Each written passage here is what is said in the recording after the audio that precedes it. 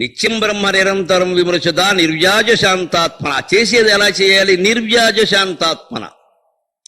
వ్యాజం అంటే ఏదో వంక, కపటం, అటువంటిది ఏదీ లేకుండా, ఏ వంక పెట్టకుండా, దేనికోసమో చేస్తున్నానని ఫలితం ఆశించకుండా, ఏమీ ఏ కోరికలు లేనటువంటి నిర్మలమైన మనస్సుతో చెయ్యి. ఆ ఆత్మతత్వ విచారమైనది అలా చేస్తే అప్పుడేం జరుగుతుంది? భూతం భావిచ దుష్కృతం ప్రదకత సంవిన్మయే పావకే. కర్మ ఎప్పుడూ 3 రకాలుగా ఉంటుంది. సంచిత కర్మ, ప్రారబ్ధ కర్మ, ఆగామి కర్మ. 3 రకాలే, 3 మూటలే, ఇంకో మూట ఉండదు. దీని కూడా సరిగ్గా దీని స్వరూపం తెలుసుకుంటే కర్మ గురించినటువంటి భయం పోతుంది. ఏ భయం పోవాలన్నా ఆ స్వరూపాన్ని తెలుసుకోవాలి. స్వరూపం అంటే స్వస్య రూపం, తన రూపం, అదే ఆత్మ. ఆ మాటలో ఉంది సంస్కృతంలో గొప్పతనం. స్వభావం ఆత్మభావం, స్వరూపం ఆత్మరూపం. మంచిది. ఆత్మ శ్వాన చోటల్లా ఆత్మ. మనం శ్వానగానే ఎక్కడ పొరపడతాం? శరీరం అనుకుంటాం, అంతే, మొత్తం గోతులు పడ్డాం. స్వరూపం అంటే ఈ రూపం కాదు, ఆత్మరూపం. స్వభావం అంటే ఈ భావం కాదు, ఆత్మభావం. దాన్ని అంటిపెట్టుకుని పీడిస్తున్నవి 3 రకాల కర్మలు ఉన్నాయి. 1 సంచితం, 2 ప్రారబ్ధం, 3 ఆగామి.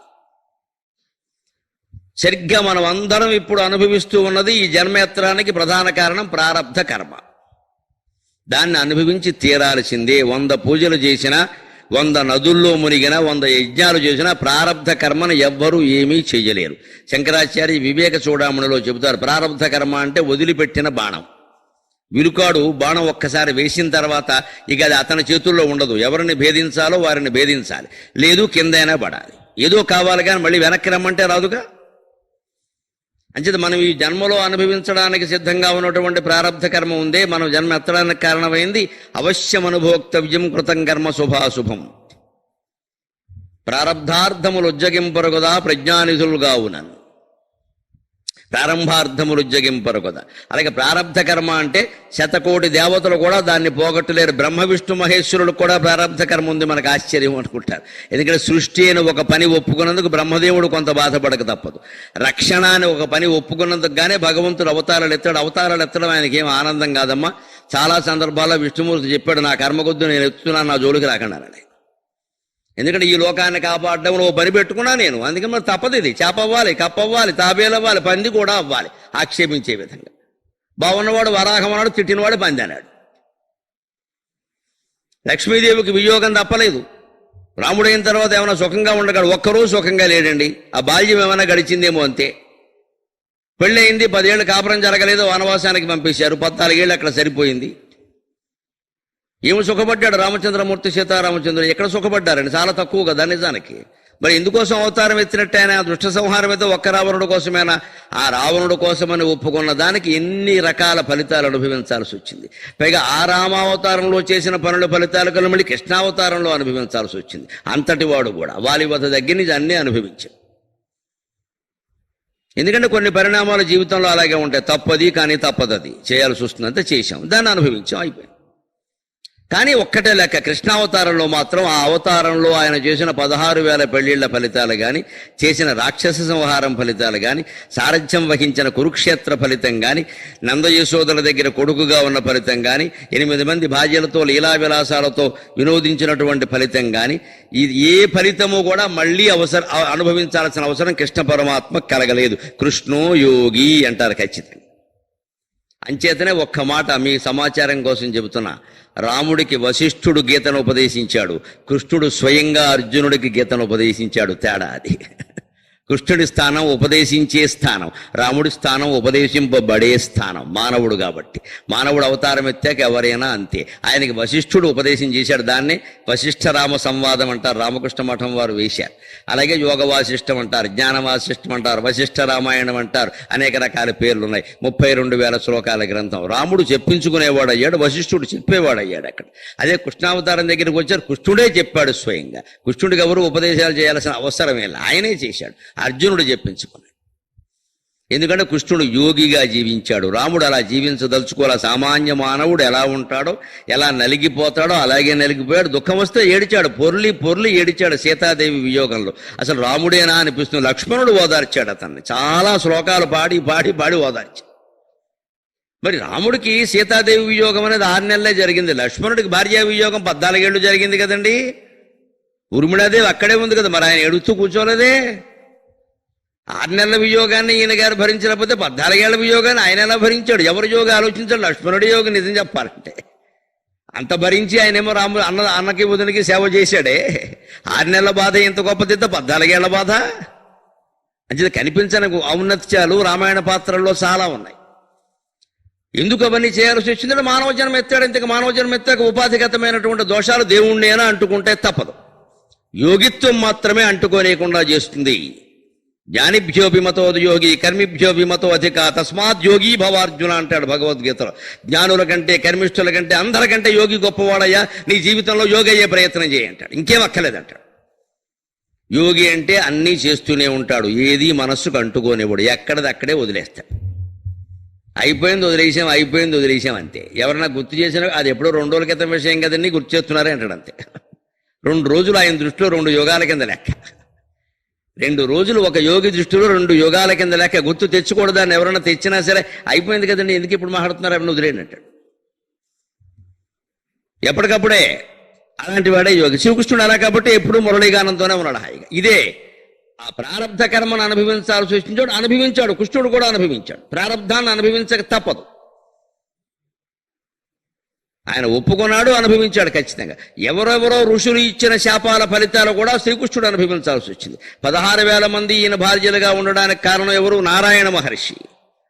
దేవీ భాగవతంలో ఉంటుందా కదా, నారాయణ మహర్షి ఇచ్చాడు వాళ్ళకి శాపం, వాళ్ళకి వరం ఇచ్చాడు. ఆ వరం వల్ల వీళ్ళు పుట్టాల్సి వచ్చింది. అష్టావక్ర మహర్షి ఇచ్చాడు వరం, ఆ వరం వల్ల పుట్టాల్సి వచ్చింది. కానీ ఆ వరానికి ఈయన కారణం అయ్యాడు. ఎందుకంటే నారాయణుడు అంటే కృష్ణుడే కదా, ఆయనే అనుభవించాడు. అందుకని ప్రారంధం ఎవరికైనా అనుభవించక తప్పదు. అందుకని జాతకాలు చూపించుకుని అదేదో ఏలినాడు శని వస్తుందండి, తప్పాలంటే ఏం చేయాలంటే 3 లక్షల యజ్ఞం చేయాలంటే అస్సలు ఆ జోలికి వెళ్ళకండి, ఆమె పెద్ద మాయలు జరిగిపోతున్నాయి. నువ్వు ఏం చేసినా ప్రారంధం తప్పదు. ఇవన్నీ వాళ్ళు సంపాదించుకుందుకు పెట్టుకున్న కార్యక్రమాలు చెబితే యజ్ఞాల వల్ల యాగాల వల్ల ప్రారంధ కర్మ మారదు. మారేది వేరే ఉంది, అది చెబుతా, నాకేం ఇబ్బంది ఏం లేదు. ప్రారంధ కర్మ మారదు. ఏది మారుతుంది? సంచిత కర్మ. సంచితం అని ఒకటి ఉంటుంది. అదేమిటి సంచితం అంటే? మూట కట్టబడింది, కూడబెట్టబడింది. పోయిన తర్వాత 2వ రోజుని అక్కడ శవాన్ని దహనం చేసిన తర్వాత పెద్ద కొడుకు అక్కడికి వెళ్ళి సంచయనం చేస్తాడు. సంచయనం అంటే మొత్తం దగ్గరికి చేర్చడం. ఆ తండ్రి తాలూకు దహనం అయిపోయినటువంటి ఎముకలని ముక్కలని వీటిని దగ్గరికి చేరుస్తారు. దాన్ని సంచయనం అంటారు వైదిక పరిభాషలు. సరిగ్గా సంచయనం అర్థమైతే సంచితం అర్థమవుతుంది. అంటే ఏం చేశాడు ఈ పెద్ద కొడుకు? కుటుంబ సభ్యులకి మిగిలింది ఆ 4 ఎముకల మొక్కలు, బూడిదే మిగిలే, తండ్రి వెళ్ళిపోయాడు. అలాగ మనకి కూడా కొన్ని 100 జన్మలు ఎత్తినప్పుడు వాటి కర్మఫలాలన్నీ సంచయనం చేయబడి ఓ చోట చేర్చబడి కూడబెట్టబడి మూట కట్టబడి ఉంటే అదే సంచిత కర్మ. ఆ మూట మనతో పాటే ఉంటుంది. 72,000 నాడుల్లో జ్ఞాపకాల రూపంలో ఉంటుంది. నిజం చెప్పాలి అంటే ఆ 72,000 నాడులకి మూలం మళ్ళీ 101 నాడులు. ఆ 101 నాడుల కట్ట ఇక్కడ ఉంటుంది. దాన్ని ఆంత్రవేష్ట అంటారు, యోగ వాసిష్టంలో చెబుతారు. బొడ్డు చుట్టూ ఉంటుంది అది. అందుకే సరిగ్గా ఆ కర్మఫలాలు అనుభవించడానికి బొడ్డు దగ్గరే జన్మెత్తుతాడు ఏ జీవి అయినా సరే. నాభీనాళం బొడ్డుతాడు. తల్లి కడుపులో ప్రవేశించాక వెంటనే ఈ నాభీనాళం ఇలా బయలుదేరుతుంది, తామర మొగ్గలాగా. ఇలా పెరుగుతున్న కొద్దీ శిశువు అందులో ఉంటాడు. వాడు వృద్ధవుతున్న కొద్దీ ఇది కూడా వృద్ధవుతుంది. ఇది వృద్ధవడం వల్లే అక్కడ పొట్ట పెరిగినట్టుగా అనిపిస్తుంది ఖచ్చితంగా. తర్వాత శిశువు బయటపడినప్పుడు కూడా బొడ్డుతాడు ద్వారానే వస్తున్నాడు. బొడ్డుతాడు కత్తిరిస్తున్నారు, అందరికీ తెలుసు. అందుకని ఈ బొడ్డుతాడులో ఉండే రహస్యం ఏంటంటే 101 నాడుల రూపంలో ఉంటుంది. ఆ చుట్టలు చుట్టినట్టుగా ఉంటాయి. ఆ బొడ్డుతాడులో ఆ జీవి DNA జన్యువులన్నీ ఉంటాయి. అందుకే పూర్వం వాళ్ళు ఎంత గొప్ప పరిజ్ఞానం కలిగిన వాళ్ళు అంటే, పురుడు వచ్చిన వెంటనే బొడ్డుతాడు కత్తిరించిన వెంటనే ఇంకో చిన్న ముక్క కూడా అందులోనే కత్తిరించి దాన్ని ఒక రాగి కొమ్ము లాంటి దాంట్లో లోపల పెట్టి అటు ఇటు మూసేసి దాన్ని ఈ పిల్లాడికి కానీ పిల్లకి కానీ మొలతాడికి కట్టేవారు. అంత గొప్ప పరిజ్ఞానం ఉంది ఆ రోజుల్లో. ఎందుకు కట్టేవారు అంటే, ఎప్పుడైనా వీరికి రోడ్డు ప్రమాదం జరిగితే ఏ రక్తం దానం చేయాలంటే ఆ బొడ్డుదాడిలో ఉన్న మొక్క తీస్తే తెలుస్తుంది. DNA అక్కడ ఉంటుంది.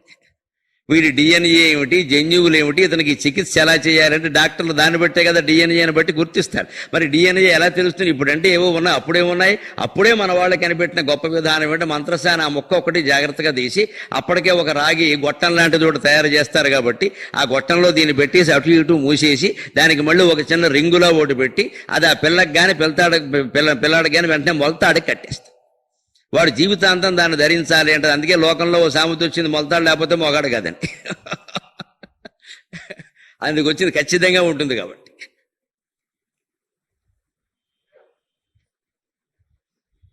ఆ మాట ఎందుకంటే దానికి మొలతాడికి మొగతనానికి ఏమో సంబంధం, కానీ అది లేదంటే నీకే ప్రమాదం, జాగ్రత్త చూసుకో ఉండాలి. ఒట్టి మొలతాడు ఒకటే కదా, రాగి గొట్టం కూడా ఉండాలి. ఎక్కడ ప్రమాదం జరుగుతుందో తెలియదు, ఏమవుతుందో తెలియదు, మరి వెంటనే కావాలంటే ఇదే కదా. అంత శాస్త్రీయ విజ్ఞానం మన దగ్గర అప్పటికే ఉండి మంత్రసాన ద్వారా జరిపించారండి హాయిగా. ఈ సరిగ్గా 101 నాడులో చుట్ట ఉందే, ఈ మధ్యలో ఉంటాడు జీవుడు. ఈ జీవుడికి సరిగ్గా ఈ చుట్ట నాడులు ఇలా గిరగిర గిరగిర తిరుగుతూ ఉన్నప్పుడు ఏ తీగ వచ్చి వీడికి తగులుకుంటుందో ఆ కర్మఫలం అనుభవిస్తాడు. అదే ప్రారంభం. అంతవరకు లేనిది అప్పుడు ప్రత్యక్షం అవుతుంది. ఆ ప్రమాదం రూపంలో కావచ్చు, ఏదైనా పెళ్లి ప్రమోదం రూపంలో కావచ్చు, శుభం అశుభం ఏదైనా వెంటనే దాన్ని అనుభవిస్తాడు. అందుకని ఆ కర్మఫలాలు అక్కడ ఉంటాయే, దానికి మళ్ళీ 172,000 నాడులకి అది మొత్తం జాయింట్లో ఉంటాయి. అక్కడే మీకు ఈ జీవుడు సరిగ్గా అనుభవించవలసినటువంటి కర్మఫలాలు అయిపోయాక ఆ చుట్ట అక్కడ ఆగిపోతుంది. అంటే అబ్బాయి ఈ శరీరం అయిపోయింది, వెళ్ళి ఇంకో శరీరం చూసుకుని నువ్వు కోతిగా పుట్టి కొన్ని ఫలాలు అనుభవించాలి, అందుకని కోతిగా పుట్టి వెంటనే అని తోసేస్తుంది. వెంటనే వాడు అక్కడి నుంచి కోతిగా పుడతాడు. మళ్ళీ ఈ జన్మలు వెంటాడే కర్మఫలాలు ఉన్నాయి, వాటిని సంచితం అంటారు. అది మూటగట్టింది, అది పోగొట్టుకోవచ్చు. భూతం భావించ దుష్కృతం ప్రదకత సంవిన్మయే పావకే అని చెబుతున్నారు శంకరాచార్య మనీషా పంచకంలో. ఎలా పోగొట్టుకోవచ్చు అంటే, సంచిత కర్మ ఎప్పుడు కూడా దాచిపెట్టిన విత్తనాలు లాంటివి. రైతు వడ్ల గింజలు కానీ వేరుశెనగ గింజలు కానీ విత్తనాలు ఏమన్నా దాచిపెడితే, ఎవరైనా తెలియక పొరపాటున వాళ్ళ అబ్బాయి ఆ వేరుశెనగ గింజలు తినేసాడు అనుకోండి, ఇంక పంట ఎక్కడది? అలాగే ఎవరన్నా బాగున్నాయి కదా అని పెనం మీద వేయించేశారు అనుకోండి, ఇంక పంట ఎక్కడది? ఇంక లేదుగా. దాచిపెట్టుకున్న విత్తనాలు లేకపోతే పంట పండే అవకాశం లేదు కదా. అలా మన సంచిత కర్మను కూడా జ్ఞానం అనే అగ్ని, ఇవన్నీ నేను చెయ్యలేదు, ఈ జన్మలన్నీ నేనెత్తలేదు, ఒకే ఒక పదార్థం ఈ విశ్వమంతా నిండి ఉంది, ఏకమేవా అద్వితీయం బ్రహ్మ, ఆ బ్రహ్మలో నేను ఒక భాగాన్ని మాత్రమే, నేను ఈ జీవుణ్ణి కాదు, అహం బ్రహ్మాస్మి తత్వమసి అని ఎవరైతే ఆ బ్రహ్మజ్ఞానాన్ని పొందగలుగుతారో వాళ్ళ సంచిత కర్మ వేయించిన విత్తనాల్లాగా 2 నిమిషాల్లో మాడి మసైపోతుంది ఖచ్చితంగా. 2 నిమిషాలు, ఎక్కువ అక్కల. ఇప్పుడు చెప్పండి, కర్మఫలాలు ఎక్కడున్నాయండి? ఎందుకంటే మనం బాధపడాలండి ఊరికే? ప్రతిదానికి ఈ బొటన వేలు ఒకటి పైన ఎట్టుకుని దిక్కుమాలిన వేలు కర్మ అమ్మ నువ్వు నోరు ముయ్యమ్మ అన్నీ బాగుంటాయి. శ్రీ కర్మమ్మ అని మాట్లాడేవాళ్ళు నోరు మూసి కూర్చుంటే అన్నీ బాగుంటాయి.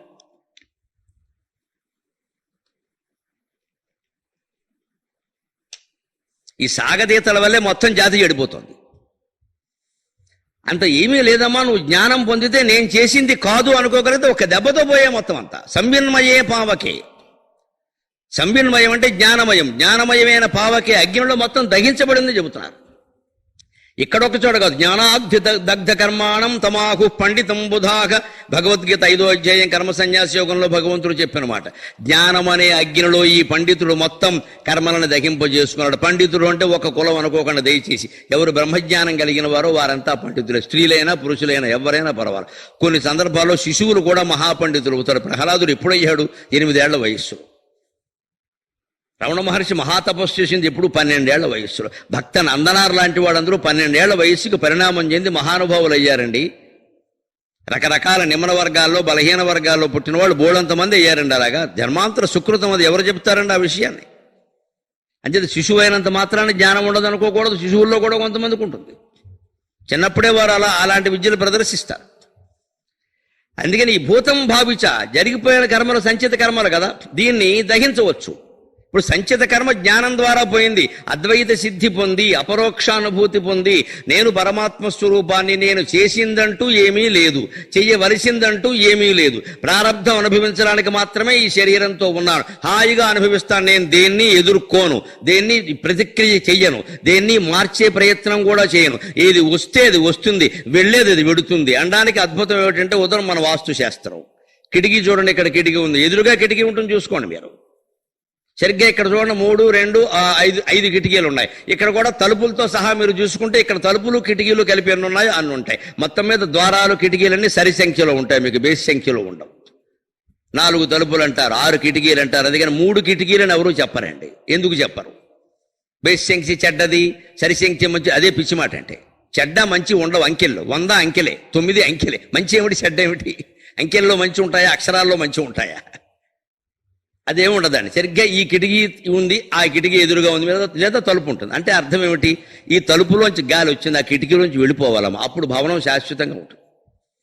వెళ్ళిపోకుండా కిటికీలన్నీ మూసేశారనుకోండి, లోపల గాలి వచ్చింది అనుకోండి, ఈ గాలికి ఈ భవనం కూలిపోయే అవకాశం ఉంది. మీరు ఒకటే లెక్క, పెద్ద పెద్ద ఫ్లెక్సీలు ఇవి కట్టినప్పుడు చూడండి, గుడ్డతెరలు ఇవి కట్టినప్పుడు ఖచ్చితంగా కొన్ని రంధ్రాలు పెడతారు. ఎందుకు పెడతారండి? వాటికి పైనో కిందో సంబంధం లేని చోటు ఎక్కడో రంధ్రాలు పెడతారు. ఎందుకని?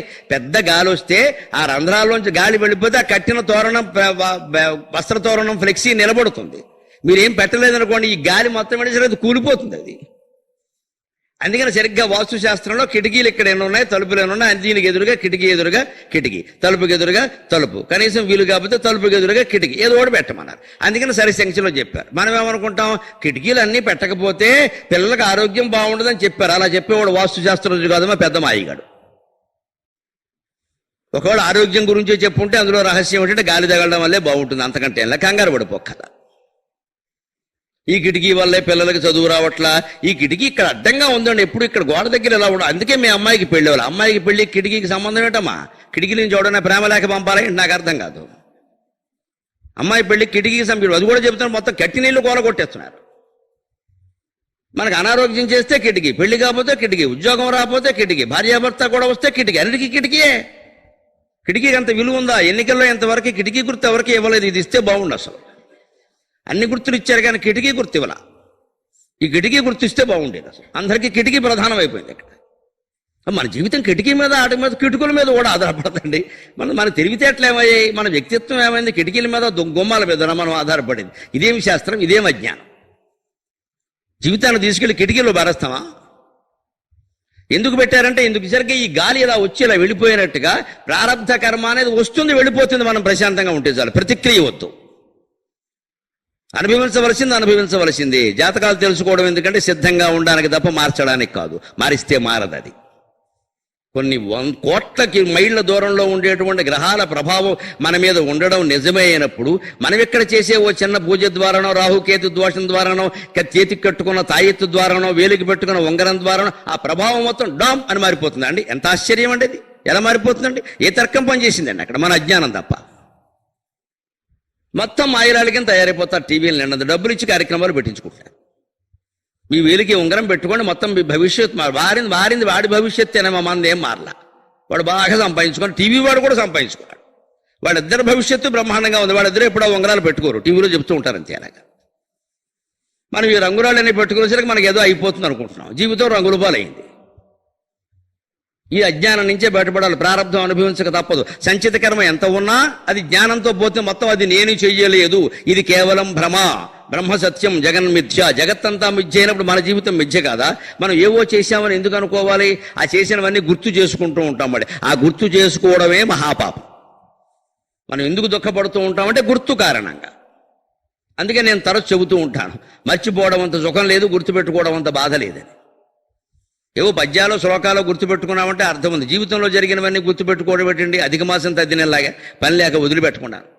మీ జీవితంలో ఎప్పుడో మన ఏదో జరిగేది నాకు గుర్తులేదు, వాడిని అడగమని చెప్పండి అంతే. అడుగుతాడు, మనకు అనవసరం, వదిలే ఆ విషయాన్ని. భార్యాభర్తల మధ్యలో పిల్లలతో తగాదాలు వచ్చినా సరే 4 రోజులు అయిన తర్వాత అవునా అనుకున్నావా, తర్వాత ఏం అవ్వలేదా అంటే వదిలే ఆ విషయం.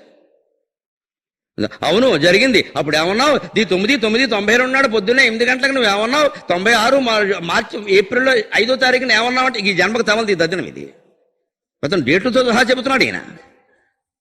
ఇది పెద్ద చాలా ముఖ్యమైన విషయం లాగా. అవే గుర్తుపెట్టుకునేవి. పోను రామాయణం కాదు, భారతం కాదు, శ్లోకం కాదు, పద్యం కాదు, దిక్కుమాలిన తగాదాలని గుర్తుపెట్టుకుంటాను. భార్య అన్న మాటలు, భర్త అన్న మాటలు, పక్కింటి వాడు అన్న మాటలు వదిలేక ఆ విషయాన్ని. ఇది గుర్తుపెట్టుకోవడం వల్లే సంచిత కర్మ మన పీడిస్తోంది తప్పితే వదిలేస్తే పోయింది. ప్రారంభ కర్మ అనుభవానికి ఎలాగో తప్పదు కాబట్టి పోయింది. ఇప్పుడు చూడండి ఆగామి కర్మ, దాని గురించి అసలు భయపడక్కల. ఎందుకని ఆగామి అంటే ఇంకా రాలేదు, నాట్ ఎట్ కమ్, రానేలేదు. రాని దాని గురించి నువ్వెందుకు బాధపడతావు? మంచి పని చేసుకో. దానికి కూడా మన వాళ్ళు ఏం చెప్పేస్తారు, ఆ మంచి పని చేయాలన్నా దైవానుగ్రహం. అదేమిటది అంటే నీకు చెయ్యాలని లేదనమాట. అసలు బాగా బద్ధకంగా ఉంది. ఈ పనికి మాలిన కబుర్లు చెప్పడానికి దైవానుగ్రహం అక్కర్లా. గంటలు గంటలు చెబుతాం. ఆ పనికి మాలిన కబుర్లు చెప్పాలన్నా అందరూ కూర్చుని ఒక పని లేనివన్నీ మాట్లాడటం. అన్నీ అయిపోయాక ఈ కాసేపట్లో రామకోటి రాసుకోవచ్చు కదా అంటే, ఆ రామకోటి రాయాలనే సంకల్పం కూడా రాముడే కలిగించాలి. ఎవరా రాముడు? ట్యాక్సీ రాముడా, డ్రైవర్ రాముడా, అడవి రాముడా, దొంగ రాముడా? రాముడు ఎందుకు కలిగిస్తారని ఆ సంకల్పం నువ్వు రాయాలంటారా లేత మానే సినిమాల పేర్లను చెబుతున్నావు వరుసగా రాముడు కలిగించాలని. నువ్వేం చేయవు ఇక్కడ, నువ్వేం చేయవా అంటే ఆగామి కర్మ పూర్తిగా మన చేతుల్లో ఉందండి. వివేకానందుడి ఉపన్యాసాల సారాంశం అంతా ఆగామి కర్మ. నీ చేతిలో ఎంత ఉండగా నువ్వు ఎందుకు చేయట్లేదు అంటున్నాడు ఆయన. అందుకే your destiny is in your hands అని చెప్పాడు. నీ జీవితం నీ చేతుల్లో ఉందయా, తీర్చిదిద్దుకోవయా అని చెప్పాడు మహానుభావుడు ఆయన. మనం దాన్ని కూడా మొత్తం దేవతల చేతుల్లో పెట్టేసి, అది కూడా 33 కోట్ల మంది చేతుల్లో పెట్టేసి ఎవడేం చేస్తాడో నిరంతరం ఏడుస్తూ కూర్చుంటున్నాం ఇక్కడ. ఈ జాతిని ఎవడైనా ఉద్ధరించగలడా ఈ పిచ్చి నమ్మకాలు ఉన్నంతవరకు? ఆగామి కర్మ మొత్తం నీ చేతుల్లో ఉంది. నీకు సంధ్యావందనం చేయాలంది, లేచి కూర్చుని చేయి. అందుకే ఆ చెయ్యాలన్నా ఎంతో పుణ్యం ఉండాలంటే గోమె కొట్టేయాలి పట్టుకుని వెళ్ళి. నీకు లేవడానికి బద్ధకం ఉందని చెప్పడండి, చెయ్యాలంటే పుణ్యం ఉండాలట. నీ గుళ్ళోకి వెళ్ళాలనుంది, వెళ్ళు హాయిగా, ఎవరొద్దన్నారు? వీడు బద్ధకం కొద్దీ వీడు మానేసేసి అందరికీ దొరకదా దర్శనం. ఆ గుళ్ళు కాశీ వెళ్ళాలంటే శివుడు అనుగ్రహం ఉండాలి. శివుడు అనుగ్రహం నువ్వు అనుకుని వెళ్ళు. శివుడు ఏమన్నా మిమ్మల్ని రమ్మని కానీ మిమ్మల్ని రావద్దని కానీ చెప్పాడండి? ఈ మాట ఎందుకంటారండి? అంటే మనం వెళ్ళలేకపోవడం అనేది దానికి ఒక కారణం పెట్టేసుకుంటున్నాం ఇక్కడ. అసలు మనం ప్రయత్నం చేశామా? నువ్వు రావాలని శివుడు ఏమైనా కోరుకున్నాడా? నేను వద్దని ఆయన ఏమైనా ఆపు చేశాడా? దేవతలను కూడా మనం బంధాల్లో ఇరికిస్తున్నాం. మన బంధాలు వదులుకోవడం మానేసి దేవతలను ఇరికిస్తున్నాం పట్టుకొచ్చి. అంటే వాళ్ళు అనుక్షణం మన కూడా ఉండి, మనం హోటల్కి వెళ్ళినా సరే, ఇడ్లీ తిన్నా సరే, అందులోకి సాంబార్ తక్కువే 2వ కప్పు అడిగినా సరే శివుడు వచ్చి మన పక్కన కూర్చొని 2వ కప్పు తినడం మంచిది కాదు, లేదా మంచిదని చెప్పాలన్నమాట. అంత జాగ్రత్త దేవుళ్ళు పడాలా మన గురించి, మనమేం పడవా? అంటే ఆగామి కర్మ గురించి అసలు చింతించగల, వెంటనే వదిలేసి. ఎందుకంటే అది చేతిలో ఉంది, చేసుకో, ఏం కావాలో అదే చేసుకో. ఎవరవుతున్నారు? ఇది 3 అయిపోతే భూతం భావచి దుష్కృతం ప్రదకథ సంవిన్మయే పావకే ప్రారబ్ధాయ సమర్పితము స్వవపు ఇత్యేషా మనీషా మమ. ఇక శరీరాన్ని ఏం చేశాం? ప్రారబ్ధ కర్మకి అప్పగించేశాం. కాబట్టి ఇంక నువ్వు అనుభవించవలసిందంటూ ఏం లేదు. సంచిత కర్మ జ్ఞానం కారణంగా దగ్ధమైంది, ప్రారబ్ధ కర్మ అనుభవం కారణంగా దగ్ధమైంది. ఆగామ కర్మ మంచిదే చేసుకో, లేదా జపం చేసుకో. ఏ కర్మ చేయాలని నీకు లేకపోతే జపం చేసుకో హాయిగా. జపాన్ని మించినటువంటి పుణ్యకర్మ ఉందా? ఖచ్చితంగా మంచి జన్మే వస్తుంది, మోక్షమే వస్తుంది. ఇది శ్లోకం సారాంశం. ఇప్పుడు ఆ జపం ఎలా చేయాలి, ఆ ధ్యానం ఎలా చేయాలి, దేన్ని గురించి ధ్యానించాలి అనేది 4వ శ్లోకంలో చెబుతున్నారు ఖచ్చితంగా.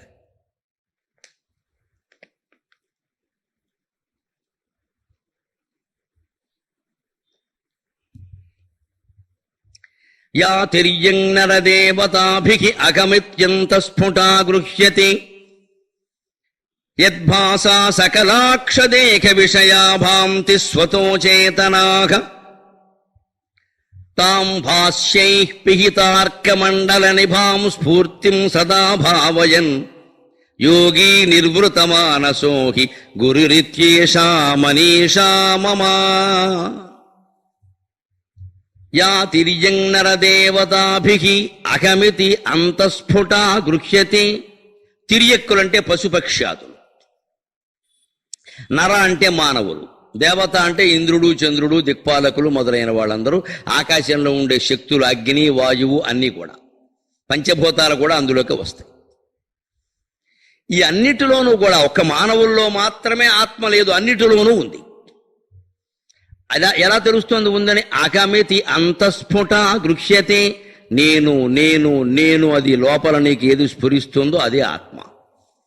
మనం కూర్చున్నప్పుడు ఎప్పుడైనా కాస్త ప్రశాంతంగా ఓ చోట కూర్చొని కళ్ళు మూసుకుని ఏమీ ఆలోచించకుండా నేను అని ఏమి ఆలోచించకుండా ఉంటే లోపల నేను నేను అని ఒకటి తంతూనే ఉంటుంది అక్కడ. అది లేకుండా మనలో అదే మనం కదా, నేను అంటున్నాం కదా. ఎదుటి వాళ్ళని మనం నువ్వు అంటున్నాం. మనం దేన్ని నువ్వు అంటున్నావో ఆయన దాన్ని నేను అనుకుంటున్నాడు. అందుకని నేనే ఉంది అక్కడ. ఎదురుగా ఉన్న వల్ల నువ్వు అంటున్నావు, మనమైతే నేను అనుకున్నాం, అంతే కదా. అంటే ఉన్నది నేనే. ఎదుటిగా ఉన్న వాళ్ళకి చెప్పాలి కాబట్టి నువ్వు అంటున్నాం, కానీ ఉన్నది నేనే. అంటే అహం శబ్దమే ప్రధానం. అదే అహం బ్రహ్మాస్మి అన్నారు. అందుకని కళ్ళు మూసుకుని ఏ ఆలోచన లేకుండా ఒక్కసారి లోపల హృదయం మీద దృష్టి పెడితే నేను నేను అనేది వెంటనే స్ఫురిస్తుంది. ఇది ఎవరికి స్ఫురించకపోవడం లేదు. నిజానికి కీటకాలకి, కుక్కలకి, జంతువులకు కూడా స్ఫురిస్తుంది. కానీ అవి ఉపాధి కారణంగా గ్రహించగలిగే స్థితిలో లేవు. భగవంతుడు వాటి బుద్ధి నిర్మాణం ఎలా చేశాడు అంటే, ఒక కుక్క ఎంతసేపు దానికి కావలసిన రొట్టె ముక్క కోసం వెతుక్కుంటుంది తప్పితే ఇక్కడ శివాలయం ఉంది అభిషేకం చేద్దామని అది అనుకో. ఇంకా అంత యోగం శివుడికి పట్టలేదు. కుక్క అభిషేకం చేసే యోగం శివుడికి పట్టలేదు. మనం సంతోషించాలి, దానికి ఆ జ్ఞానం లేనది. అది ఎంతసేపు ఏంటంటే గుడి చుట్టూ ఏమైనా మనకు కావలసినవి దొరుకుతాయి, దాని గొడవ అంతే. కుక్కలు చెప్పులు వెతుకును అని చెప్పేసి అవి వెతుకుతుంది. ఆ మనిషి అలా కాదే. మనకి శివాలయానికి చూస్తే వెళితే కలిగే ఆలోచన వేరు, శ్మశానానికి వెళితే ఆలోచన వేరు, ఇంటికి వెళితే కలుగుతున్న ఆలోచన వేరు, మన పిల్లల్ని చూడగానే కలుగుతున్న ఆలోచన వేరు, వేరే వాళ్ళని చూసినప్పుడు కలుగుతున్న ఆలోచన వేరు. మనకి ఇష్టమైన విషయాల్లో వేరుగా ఉన్నాం, అయిష్టమైన విషయాల్లో వేరుగా ఉన్నాం. ఇంత బుద్ధి, పరిపక్వత, విచక్షణ మనిషికి ఉంది కదా. అందుకని ఒక్క ఆత్మను తెలుసుకోగలిగేటువంటి అవకాశం తిరియక్కులకి లేదు, కేవలం మనిషికే ఉంది. దేవతల్లో కూడా ఇదే ఆత్మ ఉంటుంది, మనకంటే వాళ్ళకి ఎక్కువ అవకాశం ఉంది. ఎందుకంటే దేవతలకి 2 లక్షణాలు ఉన్నాయి మనకంటే గొప్పవి: కామ గమనం, కామ రూపం. వాడు ఊరికి కళ్ళు మూసుకుని నేను తణుకులో దిగాలి అని స్వర్గంలో ఉన్నటువంటి దేవత ఎవరన్నా అనుకుంటే 2 నిమిషాల్లో తణుకొస్తాడు. మనం శుభ్రంగా టికెట్ కొనుక్కుని ఎల్టీటీ ఎక్స్ప్రెస్ ఎక్కి నేను సికింద్రాబాద్ వెళ్ళాలి అన్న అది ఎప్పుడు ఎడుతుందో మనకి తెలియదు, దానికి తెలియదు. అసలు వెడతామో వెళ్ళమో కూడా తెలియదు. టికెట్ కొనుక్కున్నాం, శుభ్రంగా ఏసీ టికెట్ కూడా ఎక్కి కూర్చున్నాం. టికెట్ అంటే మనం కొనుక్కున్నాం, రైలు వెళ్ళడం మన చేతుల్లో ఉందా? నిన్న పొద్దున నేను వచ్చిన గౌతమి 2 గంటలు ఆలస్యంగా వచ్చింది. ఎప్పుడైనా గౌతమి అంత వచ్చిందా? అంతే, ఆ రోజు ప్రారంభం అంతే అనుకున్నాను.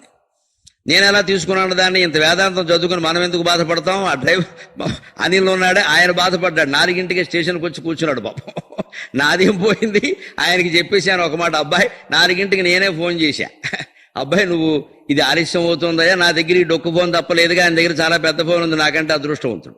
అందుకని నీ దగ్గర ఏదో జీపీఎస్ పీజీఎస్ ఏదో ఉంది కదా, అది చూసుకో. తాడేపులు కూడా ఎప్పుడు వస్తుందో తెలుసు కదా. 10 నిమిషాల ముందు నాకు ఫోన్ కొట్టాను, సుఖంగా పడుకున్నాను. ఇదే వేదాంతం అంటే, అనుష్ఠాన వేదాంతం. మన విశాఖపట్నంలో 7వ తారీఖు పెద్ద సభ చేసి నాయకులంతా కలిసి నాకు అనుష్ఠాన వేదాంతి అని ఒక గొప్ప బిరుదు ఇచ్చారు. వేదాంతాన్ని ఆచరణలో పెడతాడు, ఇదే ఆచరణ. అంతేగాని 4 గంటలకు లేచి కూర్చుని పక్కవాడిని కూడా లేపేసి ఏమిటండి ఈ రైళ్లు, ఈ పాటికి వెళ్ళిపోవాలి, ఈ పాటికి వెళ్ళిపోవాలి, ఇంకా గూడెం రాలేదు ఏమిటండి? రాయనపాడులో ఉంది 4 గంటలకి. గౌతమి ఇప్పుడు విజయవాడ వెళ్ళదండి, రాయనపాడు నుంచి మళ్ళీ ఇస్తున్నారు. రాయనపాడులో ఎక్కడ రాయనపాడు, ఎక్కడ తాడేపల్లి కూడా, ఇంకా 1.5 గంట పైన పడుతుంది. అప్పుడు నేనెలా ఆలోచించా? 10ంటికి ఎక్కాం బండి, 9:15. 10ంటి వరకు పడుకోనివ్వరుగా. 4 గంటలకే అలారం పెట్టుకున్నా, 6 గంటలగా పడుకునేది. నేను నాకు ఎప్పుడు 7 గంటలు పడుకోవడం అలవాడు ఖచ్చితంగా. అప్పుడు అనుకున్నా, అమ్మయ్య భగవంతుడు ఈ రైలు ఆలస్యం కారణంగా నాకు ఇంకో గంట ఎక్కువ పడుకునే అవకాశం ఇచ్చాడు. అందువల్ల ఇది ఎలాగో 5:30, 6 వరకు తాడేపల్లి కూడా వెళ్ళదు కాబట్టి నేను మళ్ళీ ముసిగెట్టేసి ఇబ్బందిలే. పైగా అక్కడ చెప్పేశాం కదా లేపమని, ఇంక గొడవ ఏముంది? అందుకని సుఖంగా పడుకున్నాను. మళ్ళీ వాళ్ళైనా అయినా నా మీద వారి మీద నేను ఆధారపడినా, నా మీద నేను ఆధారపడతా. 5:15 మళ్ళీ నేను అలారం పెట్టుకున్నా. ఏమో ఒకవేళ ఏదైనా పొరపాటు జరగచ్చు, సిగ్నల్ కలవకపోవచ్చు, ఆయన ఫోన్ చేయకపోవచ్చు, నా పని నేను చేయాలి కదా. 5:15 పెట్టుకున్నా. 4:15 నుంచి 5:15 వరకు ఇంకో గంట పడుకున్నాను. 7 గంటల నిద్ర నాకు సరిపోయింది. తీరా చూస్తే స్టేషన్ 6ంటికి వచ్చింది.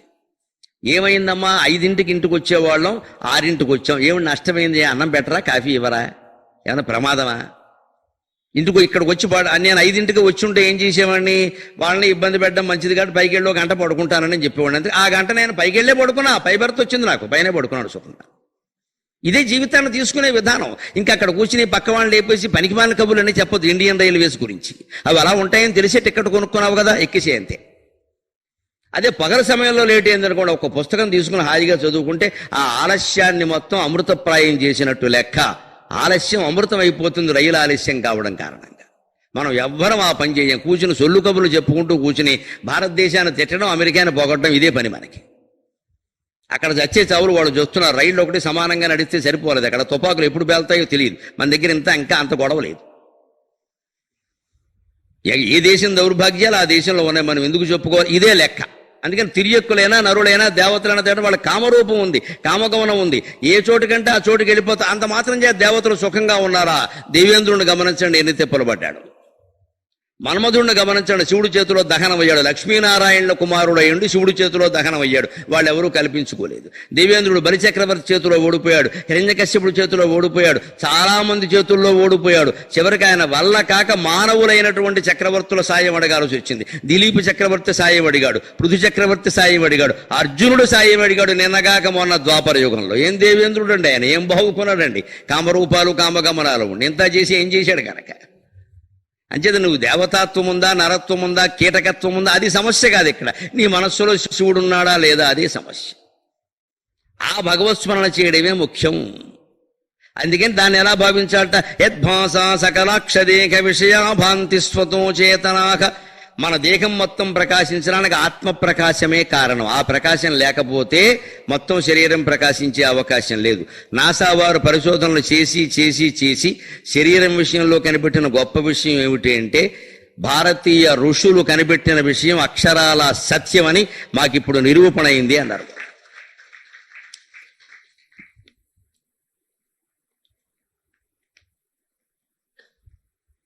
కొన్ని లక్షల ఏళ్ల క్రితం మన ఋషులు తపోమయ మార్గం ద్వారా కనుగొన్న సత్యాన్ని నాసా వాళ్ళు ఇన్నాళ్ళకి గొట్టాలు గొడుగులు పెట్టి కనుక్కుని ఇప్పుడు చెప్పారు. మానవ శరీరంలో ఒక తేజో కేంద్రం ఉంది. అపరిమితమైన తేజస్సు వస్తోంది అక్కడి నుంచి. దాంతోనే మొత్తం శరీరం ప్రకాశిస్తోంది. అది వెలుగుతోంది అని మాకు తెలుసు కానీ మాకు దొరకడం లేదు అన్నాడు. అంతే. సబ్రహ్మ శశి వత్సహరిశ్చేంద్ర సోక్షర పరమస్వరాటు. మానవ శరీరంలో ఆ కేంద్రం ఉందని మన మంత్రపుష్పం ఎప్పుడో చెప్పింది. పద్మకోశ ప్రతీకాచకం హృదయం చాప్యధోముఖం అదో నిష్ఠ్యావ్యతశ్చాంతే నాబ్జాముపరతిష్ఠతి జ్వాలమాలాకులం భాతి విశ్వస్యాయతనం మహతు సంతతకం శలాభిస్తులంబత్యాకోశ సన్నిభం తస్య మధ్యే మఖానగ్నిర్విశ్వార్చిర్విశ్వతోముఖః సోగ్రభుగ్విభజన్ తిష్టన్నాకారమజరః కవిః తిర్యగోర్ధ్వం అధశాయీ రశ్మయస్తస్య సంతతా సంతాపయతి స్వం దేహమాపాదతలమస్తకః తస్య మధ్యే వహ్నిశిఖా అనీయోర్ధ్వా వ్యవస్థితః నీలతో యదమధ్యస్థాద్విద్యుల్లేఖేవ భాస్వర నీవారశోకవత్తన్వీ పీతా భాస్వత్యనూపమాం తస్యాశిఖాయా మధ్యే పరమాత్మా వ్యవస్థితః సబ్రహ్మ శశి వత్సహరిః సేంద్రః సోక్షరః పరమస్వరాటు. శ్రీమన్నారాయణోపనిషత్తులో ఉండేటువంటి మాట ప్రతిరోజు గుళ్ళో మంత్రపుష్పంలో ఇది చదువుతారండి అర్చకులు. ఎప్పటిది ఇది? కొన్ని వేల లక్షల ఏళ్ళ. ఇవేళ నిన్నగాక మొన్న 3 ఏళ్ల క్రితమో 4 ఏళ్ల క్రితమో వాళ్ళు చెప్పారు మానవ శరీరంలో తేజో కేంద్రం ఉంది, అక్కడి నుంచే వెలుగు వస్తుంది, ఆ వెలుగు ద్వారానే శరీరం అంతా నడుస్తుంది. ఆ వెలుగే ఆత్మ. శంకరాచార్య చెబుతున్నమాట ఆ వెలుగే ఆత్మ. ఎందుకని ఈయనేం చెబుతున్నారు? యద్భాస సకలాక్షదేక విషయాభాంతి స్వతో చేతనాక. సకల అక్ష ఇంద్రియాలు, కన్ను ముక్కు చెవి మొదలైన ఇంద్రియాలు, అలాగే అవి గ్రహించేటువంటి శబ్దము స్పర్శ రూపం మొదలైనవి, ఇవన్నీ నీకు తెలుస్తున్నాయంటే ఆ వెలుగు వల్ల తెలుస్తున్నాయ్యా. ఏ వెలుగు వల్ల నీకు ఇవన్నీ తెలుస్తున్నాయో ఆ వెలుగే నువ్వు. ఆ వెలుగులో నేను ఉన్నాను అనుకోవడం ద్వైతం, నాలోనే ఆ వెలుగుంది అనుకోవడం విశిష్టాద్వైతం, నేనే ఆ వెలుగై ఉన్నాను అనుకోవడం అద్వైతం. అది సిద్ధాంతం.